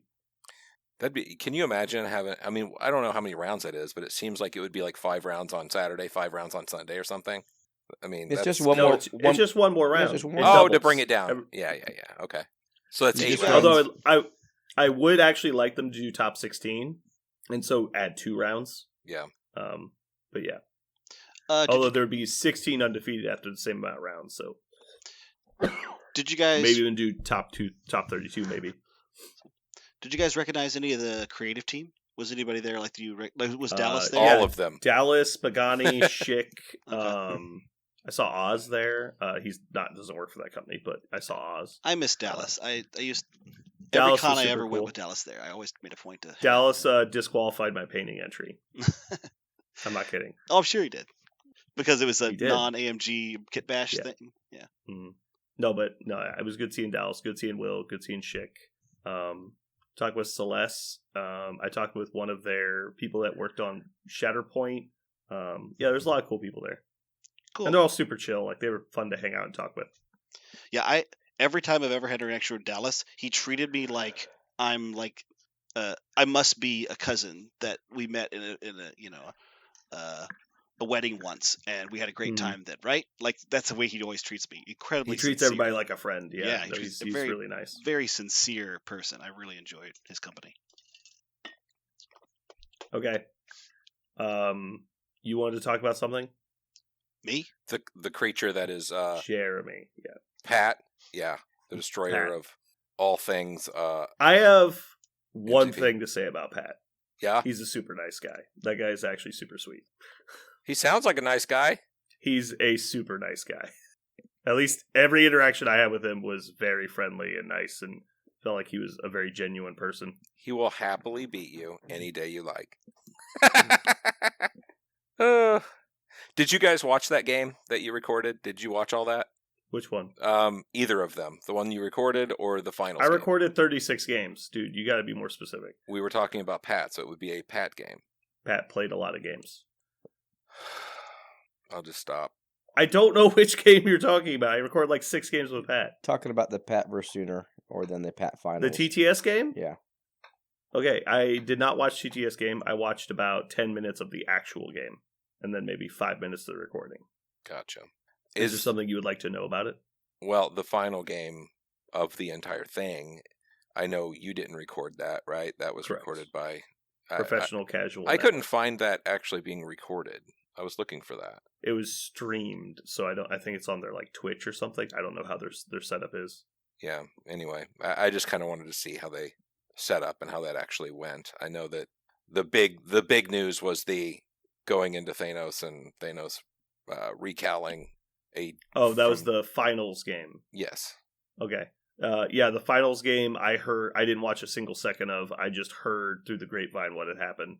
And apparently at one point, Pat's opponent charged Thanos with Malekith and did 9 damage on the charge. And then Pat played Recal and the attack ended up doing 0, which was very sad for the Malekith, obviously. I was going to say on their podcast, Across the Bifrost, he was actually a week earlier discussing how Recalibration Matrix has been added to his list, and he's been using it for a while, and here's the reasons why. And it was just like crazy that it was used in that way to be such a rock star card at the moment. Oh, yeah. No, you could tell because I see a lot of people use Malekith to counter Thanos, but it's because the Thanos players don't plan for the matchup.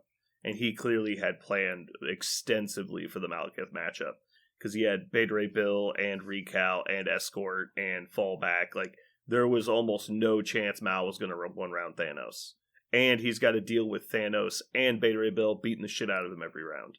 No, yeah, I think he had that matchup won in like matchup basically because I don't think Malekith had any game into that Guardians list. Yeah, and then I mean, hell, what's his face just cakes him in status effects, right? With his rapid fire gun or whatever that is. Star-Lord. Star-Lord. Full auto. Yeah, full auto. You just get caked in those. When you get a bunch of them You on can. Malekith, it's like, oh my god, it just gets buried. So anyway, I just wanted to check that out. I'm sure it's going to be some sort of like documentary style breakdown somewhere at some point. Yeah, maybe. So the way they do it is they record the game from overhead, and then they talk over what's happening. So the breakdown you get is from the 2 commentators, and then they have a gopher that kind of like his name's Taylor, I think, and he goes between the players and the commentators. It helps them get the information they need as it's happening in the game. But yeah, they have a really cool setup. I wouldn't mind seeing us use those lapel mic things. It would be very nice, like just to know what people are talking about. Because I'll send you my Cash App, and you can just hit me for those. No. Oh, what? Yeah, no. I don't understand. You no. Number one, I can't use them. I don't know what's going on with those things. It's magic. Yeah. So a wizard did it. Well, I've been looking into them, so I now know how that works. Yeah. I have lapel mics, but they're like old wired Mhm. ones, which are like you have to like fucking tie like a hangsman's noose to fucking put them on, and then you're like tethered to the camera. So if somebody steps too far to the left, it like pulls the whole fucking tripod down. Yeah. Yeah. So it's a whole thing. I've been trying to look into wireless ones. We'll see how it goes. But camera shit is expensive, so Oh, I'm sure. it's not like I'm just honestly at this point I'm looking at getting memory cards. I'm like, can I swing this? Like, can I buy new memory cards? Because I was like, while I was downloading all the data off the memory cards I had for Adepticon, excuse me, a lot of them are starting to get corrupted because they're older and they're slow write speeds, and so like I'll have to try to transfer the data from the card to my computer like 6 or 7 times. It's a huge mess. So yeah, a lot of it is just like I need new equipment, but it's pricey and it's the whole thing. I also need to hire a small minimum wage person to run the cameras while I'm playing. Run the cameras, run the on-scene reporting. That'd be amazing. Mm. Talk to me about how you think this game is going. He seems real mad. We're gonna have rage streams where it's just me interviewing a guy that's super upset about how his game just went. And it's just gonna be the fucking spiciest comments. Just look around and find them. All right. I think that's pretty much all the official things that happened at Adepticon. Anybody have anything else they want to add? I found out where Gwenpool comes from, and it is wildly not what we thought it was. Okay. That's like your opinion. So, as it turns out, Gwenpool is from a universe that may or may not be actually our universe. It's never really confirmed. But in her universe that she comes from, Marvel superheroes are superheroes. They're from comic books and movies and television. And there are no superpowers in her universe.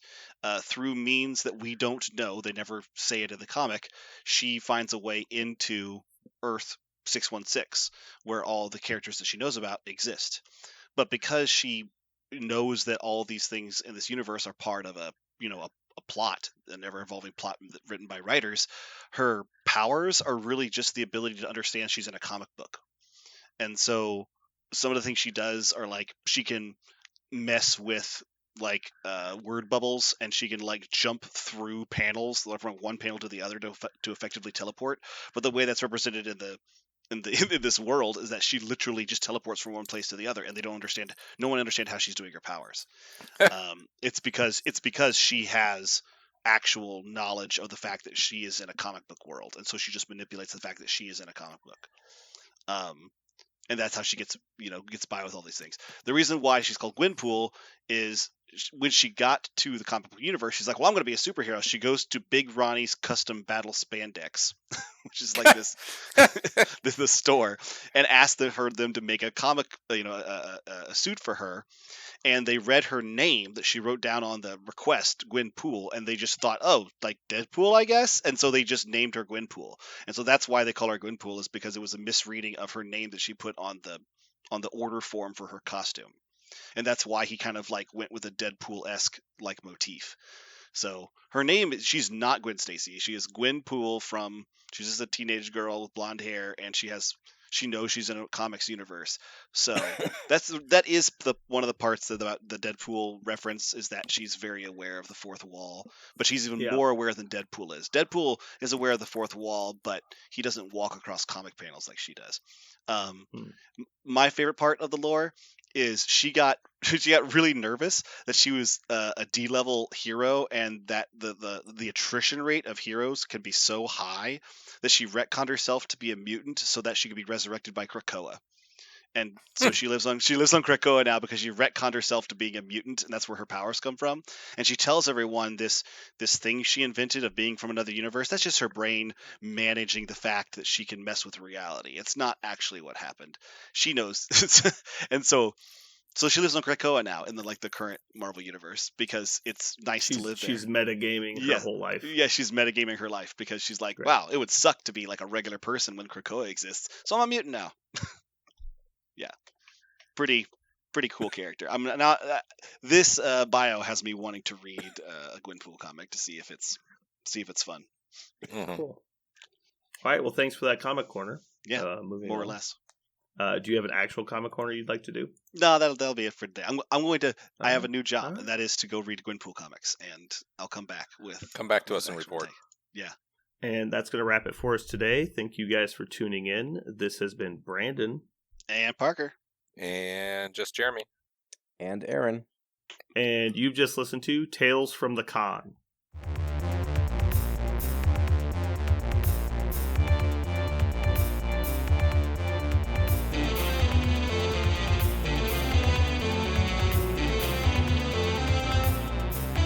So what are we gonna call this thing? I got it. Okay. Incredible, new, fantastic, astonishing, mighty, original, uncanny, sensational podcast. I'm just gonna put down infamous.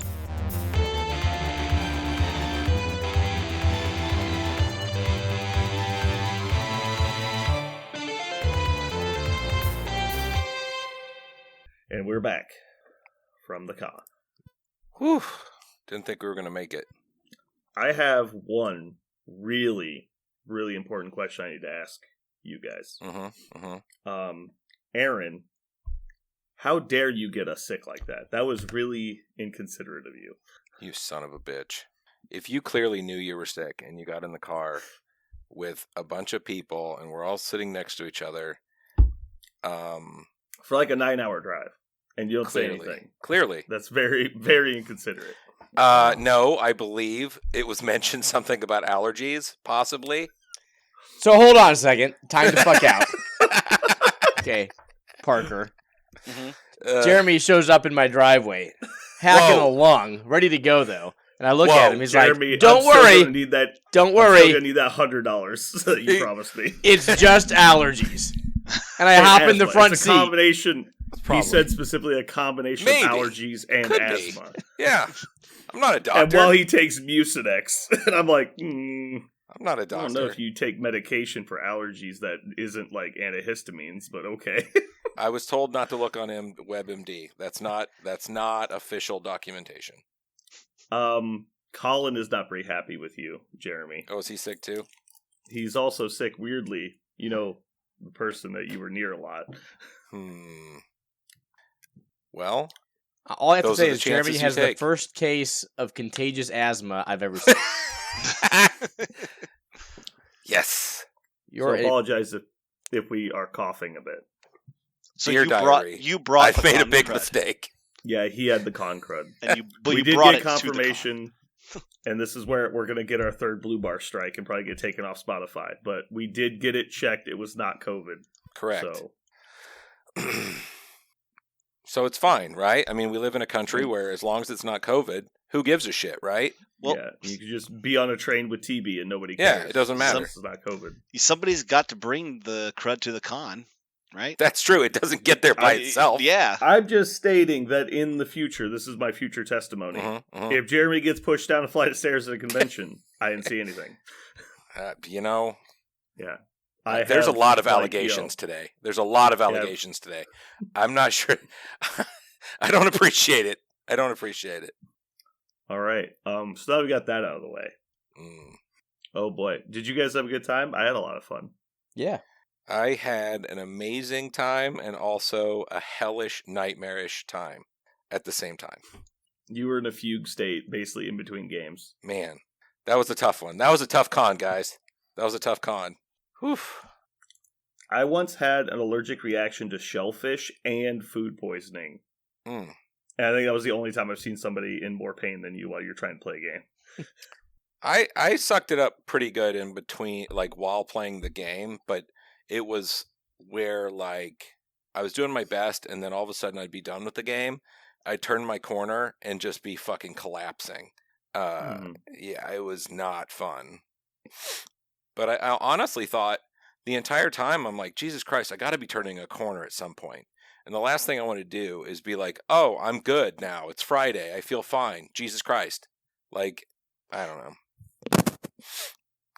It sucked. But the con was amazing. Jeremy, did you hear the rumor about butter? It's getting spread everywhere. This is your punishment for getting everyone sick. It just doesn't stop. Well, yeah, whatever. punishment. Yeah. Oh my god. Don't fucking start. I thought so much better of you until right now.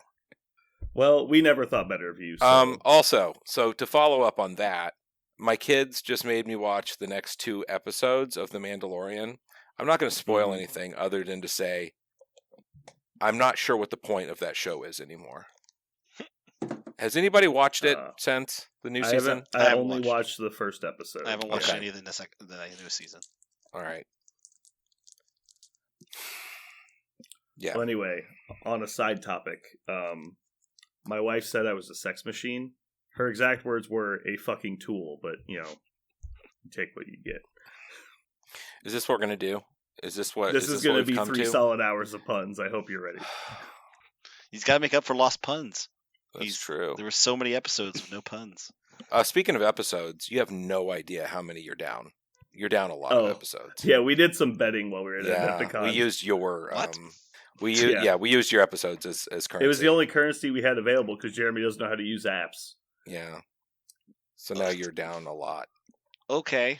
We made some bad choices. Let's just say the term double or nothing was used many times. But not by me. That wasn't relevant at the time. No. There's only the only time that matters is the time that I'm there. This makes no sense. It was just as good of bets, honestly. It was fine. I was reading a horror book over the weekend, but it was written in Braille, so I'm not through it yet. But I can tell something bad's going to happen. I can feel it. Nope. I'm just going to log out. I actually liked that last one. You didn't like that one? It was kind of long. Oh, okay. It had too much time to build for me to kind of like the 9.5 hour drive home while coughing. Yeah. Well, I drove, so deal with it. Oh, okay. That's what you get. Aaron, next time I'm driving, right? Sure. All right. We got to have pizza. Oh man, it was so good. Pizza was good. I was so exhausted all weekend because I kept getting 4 hours of sleep day after day after day. But once we had pizza, I was ready to go. You're feeling it? I was gonna say you had your Lou Malnati's, right? Is that the yeah? I had a strong energy kick after Lou's, mm-hmm. and I had already had 3 full slices, and the first one was basically a quarter of a pizza. Yeah, You had a monstrous piece. And I look around, I'm like, does anybody want the last piece? And they're all like, no, it's yours. I'm like, I actually feel bad if I eat another piece and nobody else does, so I'm just gonna not eat it. But I actually could still eat. I'm hungry. Yeah, I on Friday when I was walking down the hallway around lunchtime, I was like, you know what? I'm not that upset that I'm not there playing games. Like, I'll get some games some other time. I'll be okay. But man, I'd love a pizza right now. Yeah. Like that. That's the reason to go to Adepticon. It's so good. Mm-hmm. Honestly, the only thing I regret is not being able to play with you guys that night, because that's one of my favorite things, is kind of get together with friends and just play games, people you don't usually play with. But when I crashed at 9 o'clock, I certainly needed it. I was done. I think I would have died. Oh, I didn't realize. Parker, it's going to be a bad day for you. What?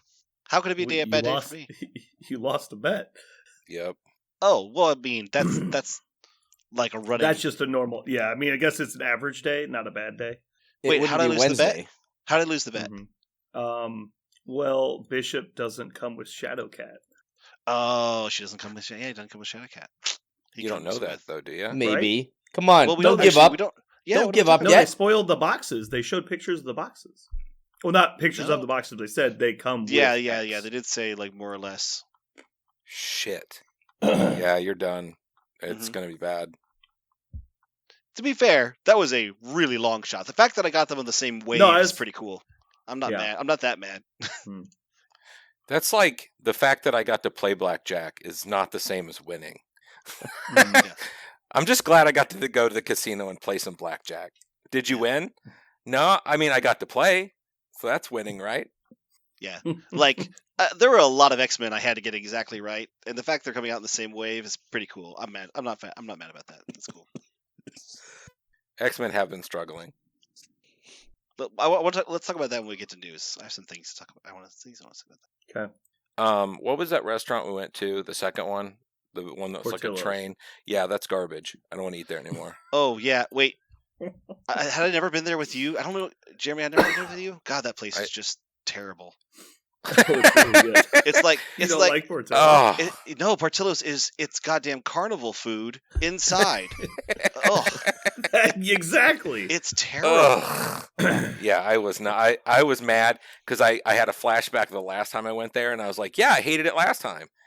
I was like, It's this like- is not a $7 thing of onion rings. I'm But a man, I goddamn paid that. I'm a goddamn adult. I don't want to go to Chuck E. Cheese without the animatronic like rat. It's like good Sonic. No, it's not. God. Sonic's way no, better. It's not. It is. Sonic is. Sonic I is can- not better than I can Portillo's. Way eat better. Sonic. I can eat Sonic and not go into a flop sweat. Well, that's just because you die when you eat food. That's not my fault. Jesus. You're not supposed to have violent movements every time you eat. What do you mean? I'm talking about movement. Eating at that place, I have to hold perfectly still, or else it could come out. It's just, I did not like that. I'm just gonna say, for the record, you guys don't have very robust digestive systems. Oh my See, God. I built mine over decades of like careful, like extensive exercise. If they- Drinking- if I they digest would've- like if they 3-day-old Taco Bell. If they would have made those tables out of like hardwood, that grease would have just slowly caved them all in, just slowly sopping through the baskets. Oh my God, that place was just. Oh, They're like, yeah, you got to go there. Okay, yeah, I went once. Now that's like the third time I've gone, and I'm still angry about it. I'm every just time- glad. Go ahead. No, it's just I'm just disappointed in myself, honestly. I'm just At glad this I don't point. have. I'm just glad I don't have corrective lenses because I think when you walk in that place, the grease mist would just cause them to fog up in a the way I grease couldn't clear mist. off. It Like smells. when you walk in a freezer. Oh my God! It Ugh. smells like the inside of a canola bottle. It's just Ugh. Something processed. You people are gonna get hate mail for dissing on Portillo's. I don't know know. I know people like Whatever. Portillo's. I don't think they do, actually. I just think it's a lifestyle. Yeah, It is a lifestyle. It's just a you thing. They're just like that. I- You ever been noodling? Well, that's what we do. We noodle. I'm like, dude, you don't have to do that. Like, you can catch fish like normal people if you want. Mhm. No. I mean, they can't. Oh my god. If I want really really shitty food in a terrifying atmosphere, Mhm, I'm gonna go mhm. to Casa Bonita like a good goddamn American. I'm gonna go to Casa Bonita. Bonita. I'm gonna enjoy a man diving off of a waterfall. I'm gonna go into a cave made entirely of Formica, and I'm going to But enjoy which of their 3 arcades are you gonna go to? the one that has the one that's only like a postage stamp where you can't fucking turn around. That's the one. That's my favorite. Was that when you went to like Colorado? You dropped in there? Mhm. Yeah. Yeah. That's the only reason to go to Denver. Yeah. Mhm. That or away Chiefs games. Those are the only 2 reasons. We were passing through there on the way to I brought my family and we were going to Rocky Mountains and I was like, we're passing within like 20 miles of Denver and it's lunchtime. Do you want to go to Casa Bonita? And my wife was like, what's that? And I was like, you know what? Let's go to Casa Bonita. Yeah, Because you're like, I I don't don't think- want to spoil it. Yeah, I think I want you to just walk into this place and see what's up. And she goes, is this strip mall Casa Bonita? I go, yeah, pretty much the whole thing. Also under the whole thing for stories. Let's go. Yeah, they dug out like 5 stories underneath a strip mall. We're like, this is fine. It's like So they're weird. tunneling towards the center of the earth to build an It's so amusement park bizarre. / restaurant that serves okay-ish food. If you would have told me they dug too deep and there's like a Balrog on the last level, I'd be like, yep, that sounds right. Casa Not Bonita. only would you believe it, but you just assume it out of nowhere. Like, just that's the base. The Serpent King lives down Dude, there. you go in, and like we went through what felt like 200 yards Yeah, of like turnstiles. fucking cattle turnstiles with like fucking metal railings. I was like, I feel like we're about to be funneled to the gallows. Yeah. And this is Yeah. just like a cover. Yeah, It was very weird. the And then and I'm like, you know how far we've walked? And I haven't seen anything that isn't turnstiles and cement walls. Mhm. Like, where are we going? And then we turn, and it's like a combination of Little Italy and Six Flags. I didn't know what was happening. we were definitely getting on a roller coaster, right? Nope, we're Yeah. getting some really shitty Mexican food. Oh, Mhm. Okay. It is definitely an experience. Yeah. But Caspadias doesn't have anything on Portillo's as far as food goes. The food is noticeably better. It is true. The Casa Bonita's full, Their food is not robust good. menu of 3 items is beaten by We have, Portillo's. That is true. what do they fucking call it? We have sopapillas, Uh-huh. and then brown paste and white paste. These are your 3 foods. Please enjoy. Yeah. It is also an all-you-can-eat restaurant, so just be aware. How'd you feel about Portillo's, Aaron? I agree with the smart people in this cast. Mm-hmm. I appreciate your support, Aaron. You left that open. Too open to interpretation. Oh, I knew where that was going. I see what he did there. I will give you, it is just greasy ballpark food. But if you want greasy ballpark food, it's actually cheaper than greasy ballpark food and better. I was going to And so say if that's it's the like kind of food 3 you wanna times- eat. 3 times as expensive as ballpark. You're like, I can't imagine paying $8 for a hot dog. Oh yeah? Can you imagine paying $18 for a hot dog? Yeah, Like, please go to Royal no. Stadium. Thank you. No, yeah, Jesus. exactly. Ugh. So the chili dogs are fine. They're not. I don't think they're anything to write home about. But people say that's the best thing they make. It's definitely not. Chili dogs are just okay. The burgers are legitimately decent. They're like diner burgers, which is actually hard to come by nowadays. And the pasta is actually legitimately decent. It's like 1 step up from Fazoli's and like 2 steps down from Olive Garden. So if you want one of those things and you're in a hurry on a lunch break, it's a good place to go. But yeah, would I eat at Portillo's every day? No. I don't want to eat there once a year. I want to eat from there now on. once a week. I would walk to Lou Malnati's from Portillo's if you told me. I could afford those. Yeah, but then you would die. Because you have to walk back after eating Lou's. That's true. And you just like dragging your stomach on the ground Oh, because I it's just hate- solid food. God, that was so good hate too. I leaving can't believe we eating don't have pizza one of at those around here. I think it's- they have one in Denver, actually. Anyway. Anything else you guys want to talk about before we get started? Oh, I'm in season 6 of My Hero. Oh yeah. And- Did you start the sub or did you figure it out? I was started the sub, and basically it just means I have to watch it. I don't get to like put it on when something else is going on, which is fine because Well, I think. don't worry because that won't be a problem for season 6. What do you mean? Because you'll basically be glued to the fucking screen. That's in my actually the thing is experience. I actually feel a little bad because of how I've when I'm doing dishes and stuff. So, sometimes I watch Mhm. shows, but that show is getting so every 5 minutes I should have looked at it, or I missed something. I have not been disappointed by season 6. I don't want to spoil anything for anybody who's still watching it, but I will say that I don't understand how the show has now gotten to the point where all of the protagonists are not in the show, and I still am deathly like there's still tons of tension. I am super interested, and for the first I think I'm on episode 7 of season 6, and I haven't Mhm. actually seen any of the protagonists or major antagonists yet. Yeah. It's all just side characters.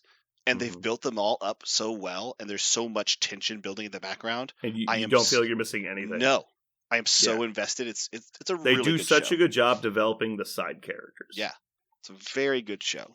You might even say to the point where they actually like do a poor job with the main characters. Like the main characters of the show are actually kind of flat. Yeah. For a lot of the show.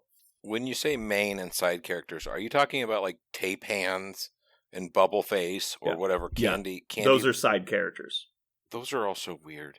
Yeah. Tape Elbow's boy is definitely weird. I was like, that's a dude? Okay. So I play the My Hero card game, which is based in the Universus system, which is old UFS if you're familiar. But somebody was making fun of the Tape Elbows guy at the store, and so I pulled out my Tape Guy deck, whose name is Saro. I just beat the shit out of him with it, and I was like, got you, motherfucker. He's like, fucking Tape Arms is annoying. Surprise, motherfucker. Yeah, it was funny. Respect the tape. Yeah. I actually, I like that the show doesn't throw away characters, because that's actually something that happens a lot in menagerie type television.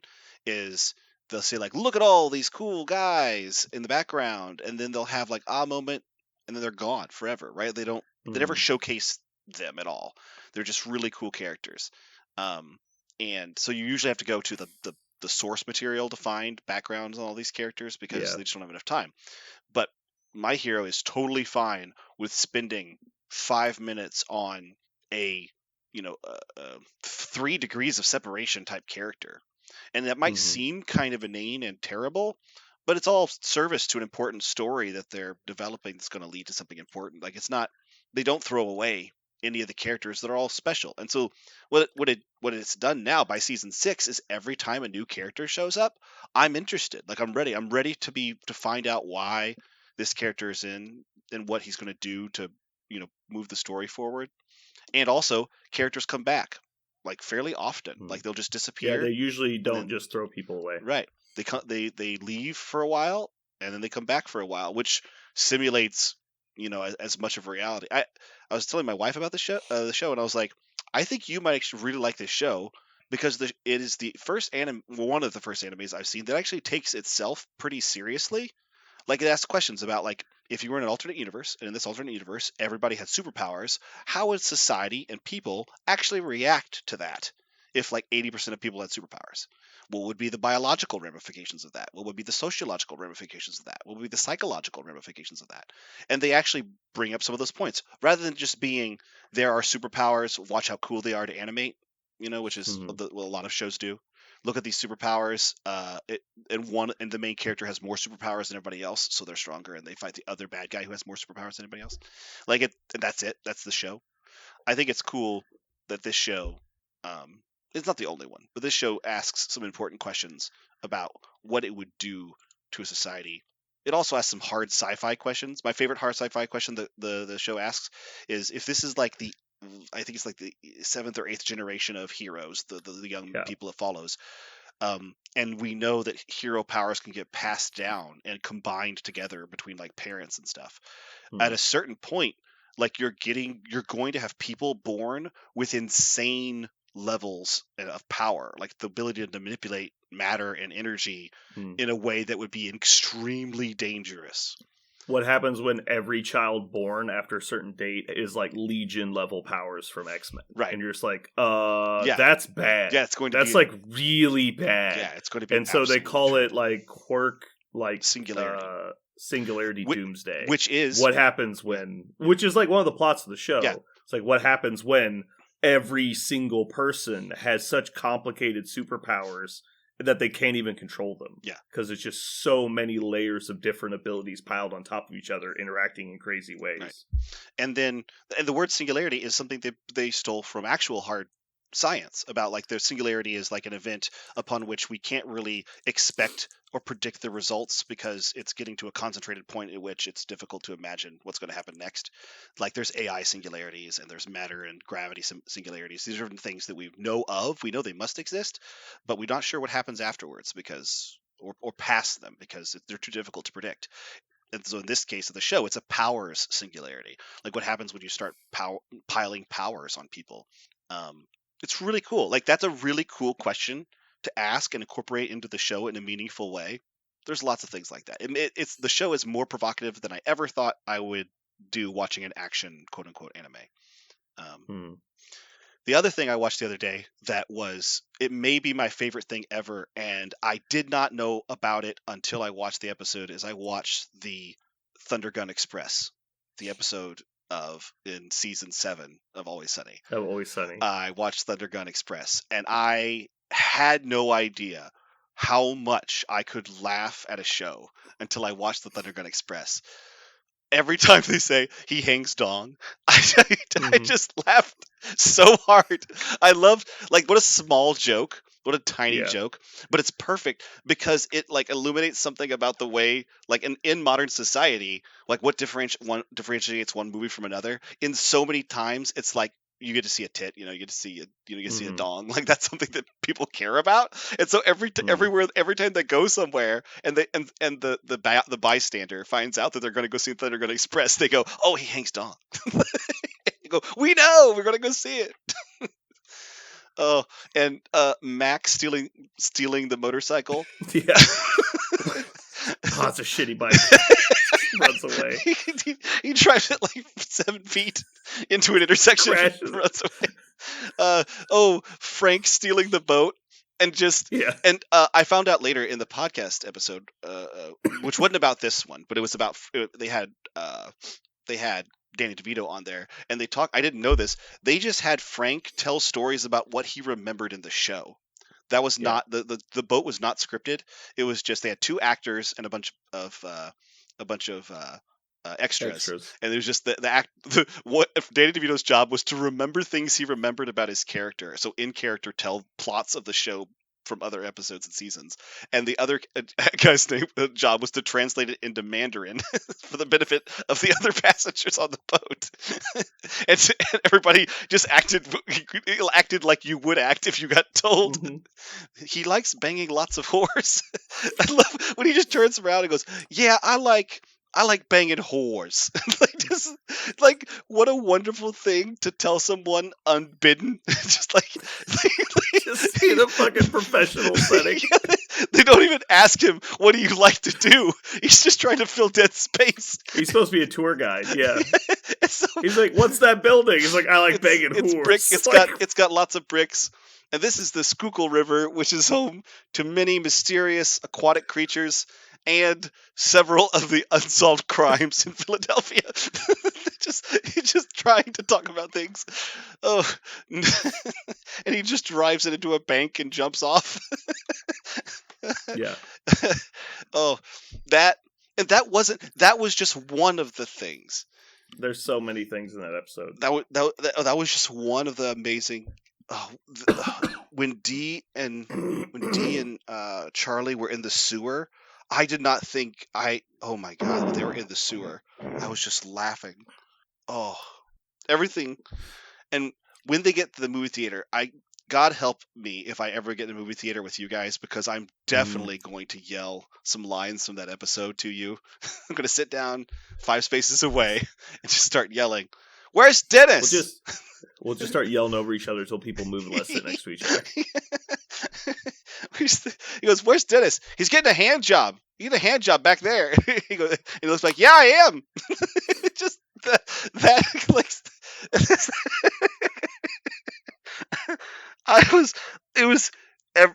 I couldn't stop. I just couldn't stop. Did you like the ending of the episode? Oh, the ending was beautiful. Like, it's perfect. Mm-hmm. What's my one phone call? And he dials 911 from inside. And he calls it a bomb threat to the movie theater to ruin so their they night. Can't watch it.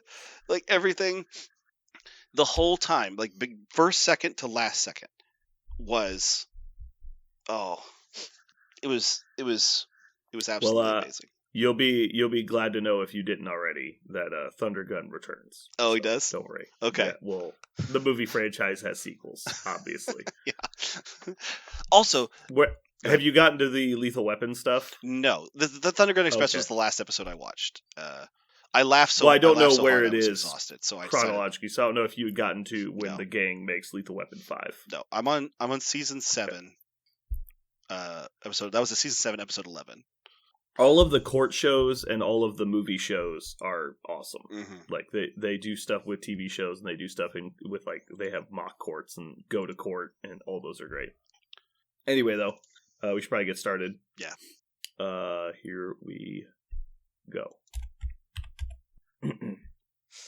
You know what happened to me at Adepticon, actually? Somebody I know pretty well, not really, someone I know that I consider a friend, came up to me and told me something in confidence. And I said, "Oh yeah, I could definitely help you with that." And they're like, "Good, I knew I could trust you." And I'm like, "Oh yeah, me, like captain of trustworthiness," like as a joke. And he's like, "Yeah." And I'm like, "Yeah, Brandon, the guy who's sincere and genuine at all times." You keep trying to lay it on. And he goes, "Yeah." And I'm like, "You do not know me at all." Like, now I am fairly trustworthy, but like, I'm not genuine at any time. It was just funny. I love how you're trying to be as sarcastic as possible, and he just agreeing dramatically with you. Of course. Oh my god, damn it. I felt bad at one point. I was in the middle of one of my games, and my buddy from St. Louis, Doug, is just running around. Like, he's not playing games this weekend. Kind of doing the Brandon thing. Not necessarily working, but just talking to friends, hanging out, right? And I'm in the middle of one of my tournament games. And if anybody who knows me, don't fucking interrupt me when I'm in the middle of a game. Like, I can't do that. Well, he comes Bray over. doesn't have another gear. He's got one gear. I get derailed real easy. And he comes over in the middle of a game and is just kind of like all chipper and like, hey, what's up, man? What's going on? What are you doing? Hey, what time are we gonna meet tonight? I'm like, oh my god, like, dude, I'm in the middle of this thing, and he just kept, like, bubbly and whatnot, and I'm just like, dude, he's like, I'll come back later. Like, I was like, fuck off and die. God damn, dude. I felt kind of bad because I wasn't like, hey, man, good to see you all. I'm like, dude, that was a trip. I'm like, some of us are working over here, man. I'm trying to work towards this draw.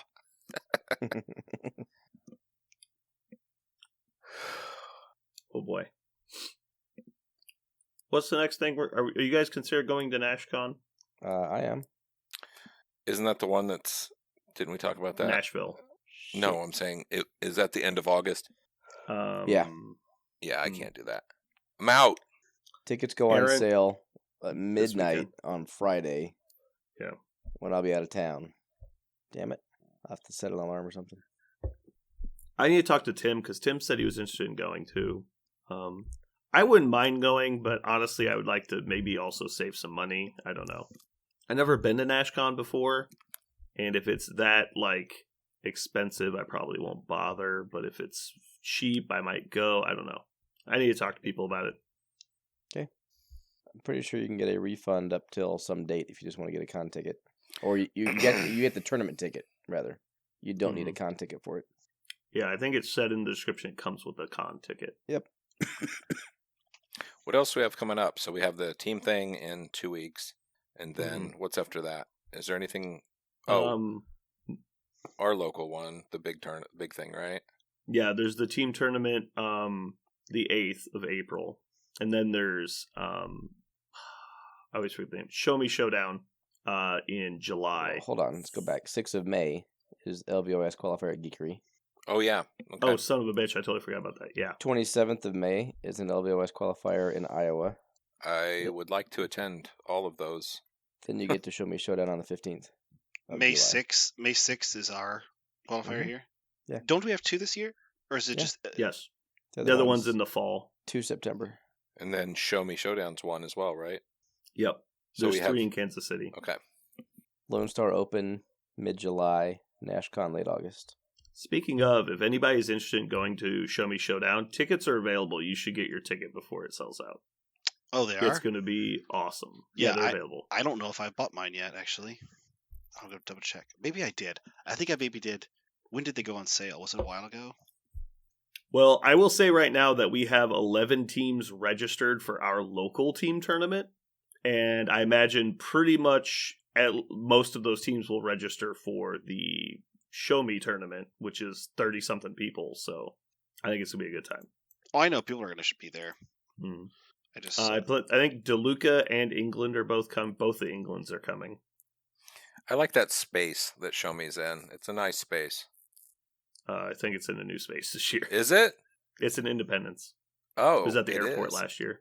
Huh. I have heard that it is also a good space. I don't know then. Yeah, it's different. Okay. I think we're all pretty much horsed out because we've been talking for 2 hours and our Mhm. throats hurt. Our, I will- go ahead. I was just going to say, I will say, I think after playing those games and, doing LVO and all that, I think Marvel's in a fucking fantastic place. There's so many good lists and different things and models and whatnot. Like, I think it's in a great space. I mean... That was the opposite of what you said when we got to Adepticon. What do you mean?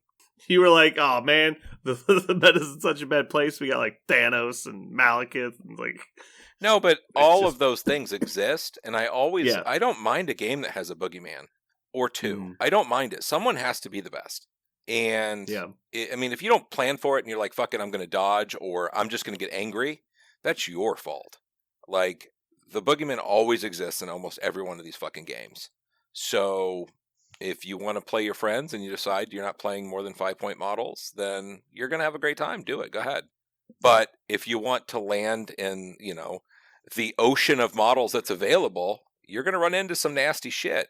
Like, this is how it is. And I think there's plenty of it. Like, there's plenty of stuff that's pretty crazy and pretty out there. And that's cool. That's fine.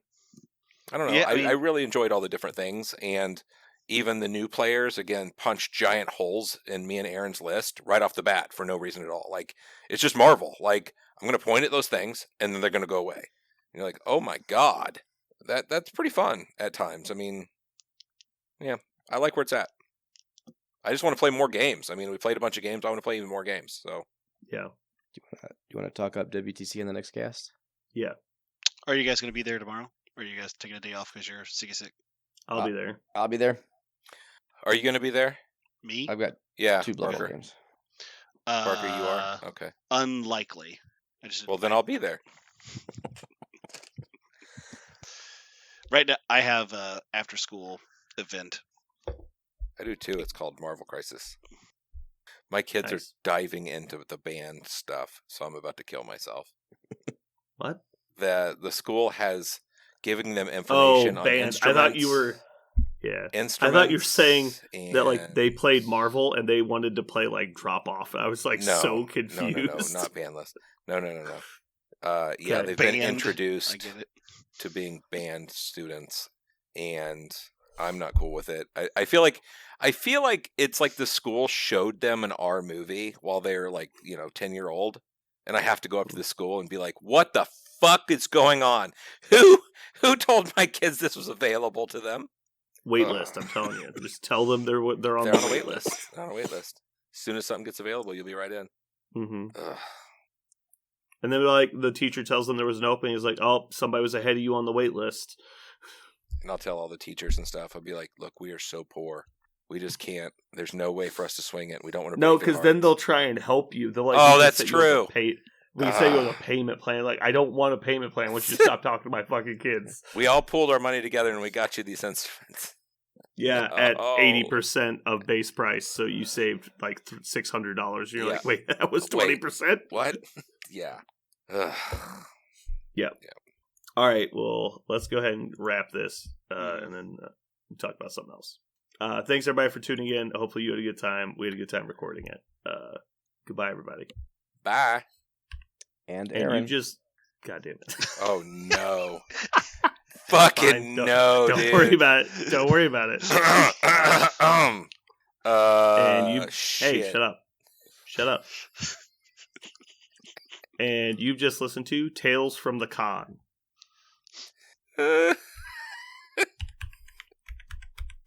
I was so focused on not typing while people were talking, I wasn't listening to anything you said. Don't worry though, I'll just go through and delete what I was saying, and so it'll sound like you were just talking. Nobody interrupted you. Mm-hmm. I'll just cut his whole section out, actually, just to make sure. Just to be certain. I'll just delete his audio track, actually. And Jeremy. And this has been. It was like Home Alone. Just talk directly over him. I honestly wasn't paying attention at all to what any of you were saying, so I was like, that sounded like 3. I just started talking. Oh, Lord.